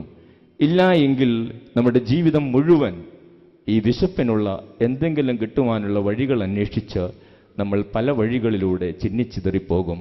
അത് ഞാൻ കണ്ടെത്തേണ്ടതുണ്ട്. എൻ്റെ മനസ്സിൻ്റെ ആഗ്രഹങ്ങളെക്കുറിച്ചോ, എൻ്റെ ചിന്തകളെക്കുറിച്ചോ, എൻ്റെ ആഭിമുഖ്യങ്ങളെക്കുറിച്ചോ, എൻ്റെ താല്പര്യങ്ങളെക്കുറിച്ചോ, എൻ്റെ തെരഞ്ഞെടുപ്പുകളെക്കുറിച്ച് ഞാൻ കണ്ടെത്തേണ്ടതുണ്ട്. ആത്മാർത്ഥമായിട്ട് ഞാൻ എന്നെ തന്നെ മനസ്സിലാക്കേണ്ടതുണ്ട്. എങ്കിൽ ഈ ജീവിതത്തിൽ ഒരു വളർച്ചയിലേക്ക്, അഭിഷേകത്തിലേക്ക് കടന്നു വരുവാൻ നമുക്ക് സാധിക്കും. നമ്മളെക്കുറിച്ച് കൂടുതൽ ചിന്തിക്കണം. എന്നെക്കുറിച്ച് ഞാൻ കൂടുതൽ ചിന്തിക്കണം. മനഃശാസ്ത്രത്തിൽ വളരെ ലളിതമായൊരു കാര്യം, മനഃശാസ്ത്രം പഠിച്ചവരൊക്കെ ഇവിടെ കുറേ പേരുണ്ടാകും, എനിക്കറിയാം. എങ്കിലും വളരെ ലളിതമായി, അറിയാത്തവർക്ക് അത് ഉപകാരപ്രദമാണ്. മനഃശാസ്ത്രത്തിൽ നമ്മളെ തന്നെ കണ്ടെത്തുവാൻ ഒരു വളരെ ലളിതമായ ഒരു കാര്യമുണ്ട്. ജൊഹാരി വിൻഡോ എന്ന് പറയും. ജൊഹാരി വിൻഡോ സൈക്കോളജി പഠിച്ചിട്ടുള്ളവർക്ക് അതറിയാം. വളരെ ലളിതമായ ഒരു കാര്യമാണ്. അതായത് പേഴ്സണാലിറ്റി സ്റ്റഡീസാണ്. നമുക്കൊരു വ്യക്തിയുടെ വ്യക്തിത്വത്തെ മനസ്സിലാക്കാൻ അതിൽ 4 തലങ്ങളിലാണ് ജൊഹാരി വിൻഡോയിൽ പറയുക. മനുഷ്യൻ്റെ പ്രത്യേകതകൾ 4 തലങ്ങളിൽ നമുക്ക് മനസ്സിലാക്കാം. ഒന്നാമത്തെ ഒരു പ്രത്യേകത ഇതാണ്. അതായത് എൻ്റെ ചില പ്രത്യേകതകളെക്കുറിച്ച്, ഞാൻ എന്ത് ചിന്തിക്കുന്നു എന്നതിനെക്കുറിച്ച് എനിക്കറിയാം, പക്ഷേ മറ്റുള്ളവർക്കറിയില്ല. ഞാൻ എന്ത് ചിന്തിക്കുന്നു, ഞാൻ എന്ത് ആഗ്രഹിക്കുന്നു എന്നുള്ളത് എനിക്കറിയാം, പക്ഷെ മറ്റുള്ളവർക്ക് അറിയുകയില്ല. അതിനൊരു ഉദാഹരണം പറഞ്ഞാൽ, നമ്മുടെ കൂട്ടത്തിൽ പഠിക്കുന്ന ഒരു സിസ്റ്ററിന്, അല്ലെങ്കിൽ നമ്മുടെ കൂട്ടത്തിൽ പഠിക്കുന്ന ഒരു ബ്രദറിന് ഫസ്റ്റ് റാങ്ക് കിട്ടി, കോളേജിൽ ഫസ്റ്റ് റാങ്ക് കിട്ടി, അല്ലെങ്കിൽ നല്ലൊരു സ്ഥലത്തേക്ക് ഉദ്യോഗം കിട്ടി. നമ്മളത് വിവരം അറിഞ്ഞു. നമ്മൾ ആ വിവരം അറിഞ്ഞ് ആ സിസ്റ്ററിനെ കാണുമ്പോൾ ഓടിച്ചെന്ന് കെട്ടിപ്പിടിച്ച് ആ സിസ്റ്ററിനെ അനുമോദിക്കുന്നു. ദൈവം നിന്നെ അനുഗ്രഹിച്ചല്ലോ എന്നൊക്കെ പറഞ്ഞു. എങ്കിലും നമ്മുടെ ഉള്ളിൽ നമ്മൾ സംസാരിക്കുന്ന എങ്ങനെയായിരിക്കാം? ദൈവമേ, നീ ദുഷ്ടനെ പന പോലെ വളർത്തുകയാണല്ലോ. സ്നേഹമുള്ളവരെ, പുറത്ത് നമ്മളിങ്ങനെ പറയും, പക്ഷേ അകത്ത് നമ്മളിതാ ചിന്തിക്കുന്നത് നമുക്ക് മാത്രമേ അറിയൂ, വേറെ ആർക്കും അറിയില്ല. നമ്മൾ കെട്ടിപ്പിടിക്കും, നല്ലത് പറയും, എല്ലാം ചെയ്യും, പക്ഷേ ഉള്ളിൽ ഞാൻ ചിന്തിക്കുന്നതായിരിക്കും, ദൈവമേ, നീ ഈ ദുഷ്ടനെ പന പോലെ വളർത്തുകയാണല്ലോ, നിനക്ക് കണ്ണില്ലേ? അപ്പോൾ അങ്ങനെ നമ്മൾ ചിന്തിക്കുന്നുണ്ടെങ്കിൽ നമുക്ക് മനസ്സിലാക്കാം എൻ്റെ മനോഭാവം എന്താണ്. സ്നേഹമുള്ളവരെ, രണ്ടാമതായിട്ട് ഉള്ളൊരു പ്രത്യേകത ഇതാണ്. എനിക്ക് ചില പ്രത്യേകതകളുണ്ടെന്ന് മറ്റുള്ളവർക്കറിയാം, പക്ഷെ എനിക്കറിയത്തില്ല. അത് എനിക്ക് ചില പ്രത്യേകതകളുണ്ടെന്ന് മറ്റുള്ളവർക്കറിയാം, പക്ഷെ എനിക്കറിയത്തില്ല. ഒരു ഉദാഹരണം പറഞ്ഞാൽ, നമ്മൾ സെമിനാരിലൊക്കെ പഠിക്കുമ്പോൾ ചിലപ്പോൾ നമ്മളിങ്ങനെ വർത്തമാനമൊക്കെ പറയുന്നു, അല്ലെങ്കിൽ സിസ്റ്റേഴ്സൊക്കെ ആണെങ്കിൽ മറ്റുള്ളവരോടൊക്കെ വർത്തമാനം പറയുന്നു. ചിലരൊക്കെ ഇങ്ങനെ കുറേ കാര്യങ്ങൾ ഇങ്ങനെ വർത്തമാനം പറഞ്ഞ് ഇങ്ങനെ നടക്കുന്നു. അപ്പോൾ ചിലപ്പോൾ കൂട്ടത്തിലുള്ളവർ പറയും, അവനാൾ ശരിയല്ല, അവൻ്റെ സംസാരം ശരിയല്ല. ചിലപ്പോൾ ആ സിസ്റ്ററെക്കുറിച്ച് ചിലപ്പോൾ വലിയ സിസ്റ്റേഴ്സ് പറയും, ഇത്തിരി അഴിഞ്ഞാട്ടം കൂടുതലാണ്, ഇത് ശരിയല്ല. പക്ഷേ ആ വ്യക്തി മാത്രം ഇത് മനസ്സിലാക്കുകയില്ല. എൻ്റെ പ്രവൃത്തികളിൽ ഇങ്ങനെ ഒരു പ്രോബ്ലം ഉണ്ടെന്ന് ആ വ്യക്തി മാത്രം ഇത് മനസ്സിലാക്കുകയില്ല. മറ്റുള്ളവർ എന്നെക്കുറിച്ച് ഇങ്ങനെ ചിന്തിക്കുന്നുണ്ടെന്ന് ആ വ്യക്തി മാത്രം മനസ്സിലാക്കില്ല. അതേസമയം മറ്റുള്ളവർക്കൊക്കെ അറിയാം, ആ ആൾക്ക് ഇങ്ങനെ ഒരു പ്രോബ്ലം ഉണ്ട്. Praise the Lord, hallelujah. അപ്പോൾ രണ്ടാമത്തെ മേഖല ഇതാണ്, എനിക്കറിയത്തില്ല, മറ്റുള്ളവർക്കറിയാം. മൂന്നാമത്തെ ഒരു മേഖല ഇതാണ്, എനിക്ക് ചില പ്രത്യേകതകളുണ്ടെന്ന് എനിക്കും അറിയാം, മറ്റുള്ളവർക്കും അറിയാം. എനിക്കിങ്ങനെ പ്രത്യേകതകളുണ്ടെന്ന് എനിക്കും അറിയാം, മറ്റുള്ളവർക്കും അറിയാം. ഒരു ഉദാഹരണം പറഞ്ഞാൽ, രാത്രിയിൽ ഇരുട്ടായി കഴിഞ്ഞാൽ, പകലൊക്കെ ഞാൻ നല്ല ധൈര്യമുള്ള ആളാണ്, ഒത്തിരി സംസാരിക്കുകയും ഒത്തിരി മിടുക്കനായിട്ട് ജീവിക്കുകയും ചെയ്യുന്ന ആളാണ്. പക്ഷെ രാത്രിയിൽ ഇരുട്ടായി കഴിഞ്ഞാൽ ഒന്ന് ബാത്റൂമിൽ പോകണമെങ്കിൽ അടുത്തുള്ള ബ്രദർ കൂടെ വരണം. അപ്പോൾ അവർക്കറിയാം എനിക്ക് ധൈര്യമില്ല, ഇരുട്ടായാൽ ആൾക്കും ധൈര്യമില്ല എന്നുള്ള കാര്യം ആ ആൾക്കും അറിയാം, എനിക്കും അറിയാം. അപ്പോൾ അങ്ങനെയുള്ള ചില കാര്യങ്ങളുണ്ട്. അതായത് എനിക്കും അറിയാം, മറ്റുള്ളവർക്കും അറിയാം. ജൊഹാരി വിൻഡോ പ്രകാരം നാലാമത്തെ മേഖല അവർ പറയുന്നതാണ്, വേറെ ചില പ്രത്യേകതകളുണ്ട്, അതെനിക്കും അറിയത്തില്ല, മറ്റുള്ളവർക്കും അറിയത്തില്ല, ദൈവത്തിന് മാത്രമേ അറിയൂ. എനിക്ക് ചില പ്രത്യേകതകളുണ്ടെന്ന് എനിക്കും അറിയില്ല, മറ്റുള്ളവർക്കും അറിയില്ല, അത് തമ്പുരാന് മാത്രമേ അറിയൂ. നമ്മൾ 4 മേഖലകൾ. അപ്പം നമ്മളിത് മനസ്സിലാക്കുന്നത് കൊണ്ട് നമുക്ക് എന്താ പ്രയോജനം? നമുക്ക് പ്രയോജനമുണ്ട്. പ്രയോജനം എങ്ങനെയാണെന്ന് പറഞ്ഞാൽ, നമ്മുടെ കുറവുകളെ കണ്ടെത്താൻ ഇത് സഹായിക്കും. നമ്മുടെ ആത്മീയ ജീവിതത്തിലെ പല വീഴ്ചകളെയും അതിജീവിക്കാൻ ഇത് നമ്മളെ സഹായിക്കും. ഒന്നാമത്തെ ഒരു കാര്യം, ഞാൻ മറ്റൊരാളുടെ ഉയർച്ചയിൽ ഇങ്ങനെ ചിന്തിക്കുന്നുണ്ട്, അസൂയപ്പെടുന്നുണ്ടെങ്കിൽ എനിക്ക് മനസ്സിലാക്കാം എനിക്കിത്തിരി അസൂയൊക്കെ ഉണ്ട്, ഞാൻ എങ്ങനെയൊക്കെയാണ് ചിന്തിക്കുന്നത് മറ്റുള്ളവരുടെ ഉയർച്ചയിൽ, അതെൻ്റെ ഒരു കുറവാണെന്ന് മനസ്സിലാക്കി നല്ല ആത്മീയ പിതാക്കന്മാരോട് നമുക്കത് ഷെയർ ചെയ്ത് ആ മേഖല അതിജീവിക്കാൻ സാധിക്കും. ഇനി എനിക്കറിയാത്ത കാര്യങ്ങൾ മറ്റുള്ളവർ അറിയുന്നു, അതെങ്ങനെയാണ് എനിക്ക് മനസ്സിലാക്കാൻ സാധിക്കുക? അതുകൊണ്ടാണ് നമ്മൾ സെമിനാരികളിലും മഠത്തിലൊക്കെ ഒരു ആത്മീയ പിതാവ് ഉണ്ടാകണമെന്ന് കർശനമായിട്ട് നിയമമുള്ളത്. കാരണം മറ്റുള്ളവർക്ക് നമുക്ക് പറഞ്ഞു തരാൻ സാധിക്കും നമ്മുടെ കുറവുകളെ.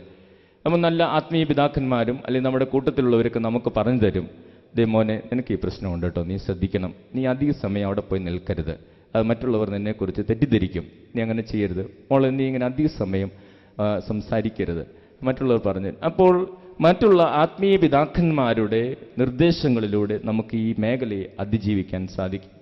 മൂന്നാമത്തെ, മറ്റുള്ളവർക്കും അറിയാവുന്ന എനിക്കും അറിയാവുന്ന കാര്യങ്ങൾ, അതേത് പ്രശ്നമാണോ ആ പ്രശ്നത്തിൻ്റെ പ്രത്യേകതകൾ അനുസരിച്ച് നമ്മൾ ആത്മീയ പിതാക്കന്മാരെയോ അല്ലെങ്കിൽ മറ്റുള്ളവരെയോ കണ്ട് നമുക്ക് ആ മേഖല അതിജീവിക്കാൻ സാധിക്കും. നാലാമത്തെ മേഖല, പ്രാർത്ഥനയിലൂടെ മാത്രമേ കണ്ടെത്താനും അതിജീവിക്കാനും സാധിക്കുകയുള്ളൂ.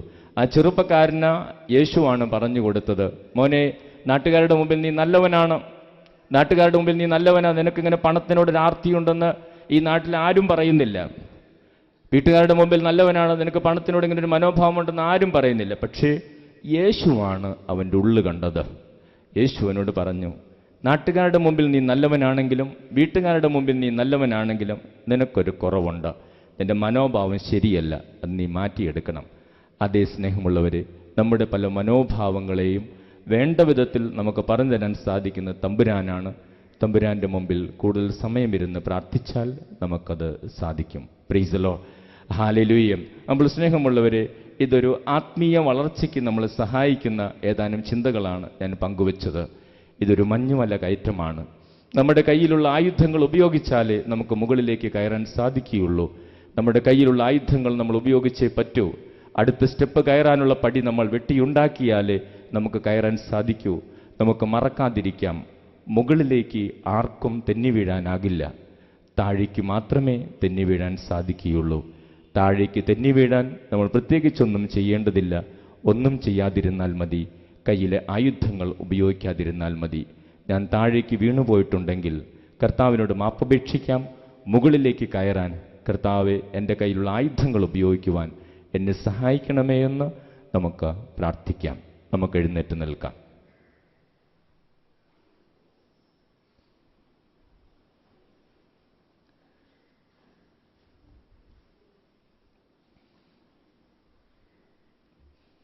കണ്ണുകളടച്ച് കരങ്ങൾ കൂപ്പി നമുക്ക് പ്രാർത്ഥിക്കാം. സ്നേഹമുള്ളവരെ,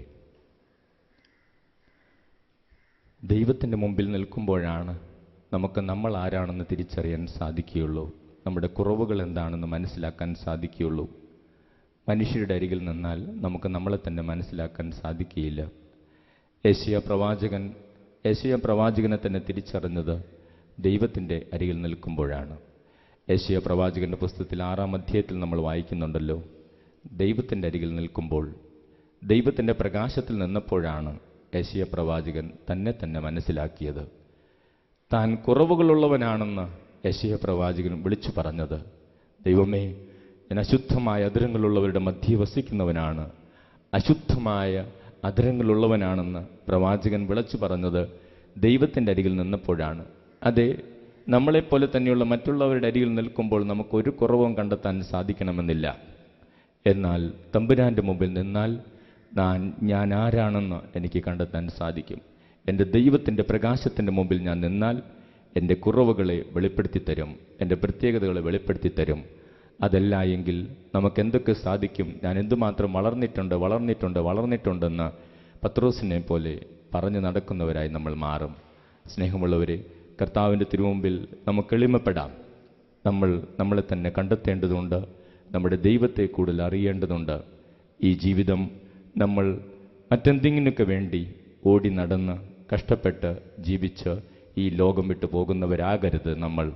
സ്നേഹമുള്ളവരെ, നമ്മുടെ പ്രവർത്തനങ്ങളിൽ, സൗഹൃദങ്ങളിൽ, ബന്ധങ്ങളിൽ, കാഴ്ചകളിൽ എൻ്റെ വിശപ്പിനുള്ള എന്തെങ്കിലും കിട്ടുമോ എന്ന് അന്വേഷിക്കുന്നവരായി നമ്മുടെ ജീവിതം നമ്മൾ അവസാനിപ്പിക്കരുത്. വിശപ്പിനുള്ള എന്തെങ്കിലും അന്വേഷിച്ച് നമ്മുടെ ജീവിതം നമ്മൾ തകർത്ത് കളയരുത്.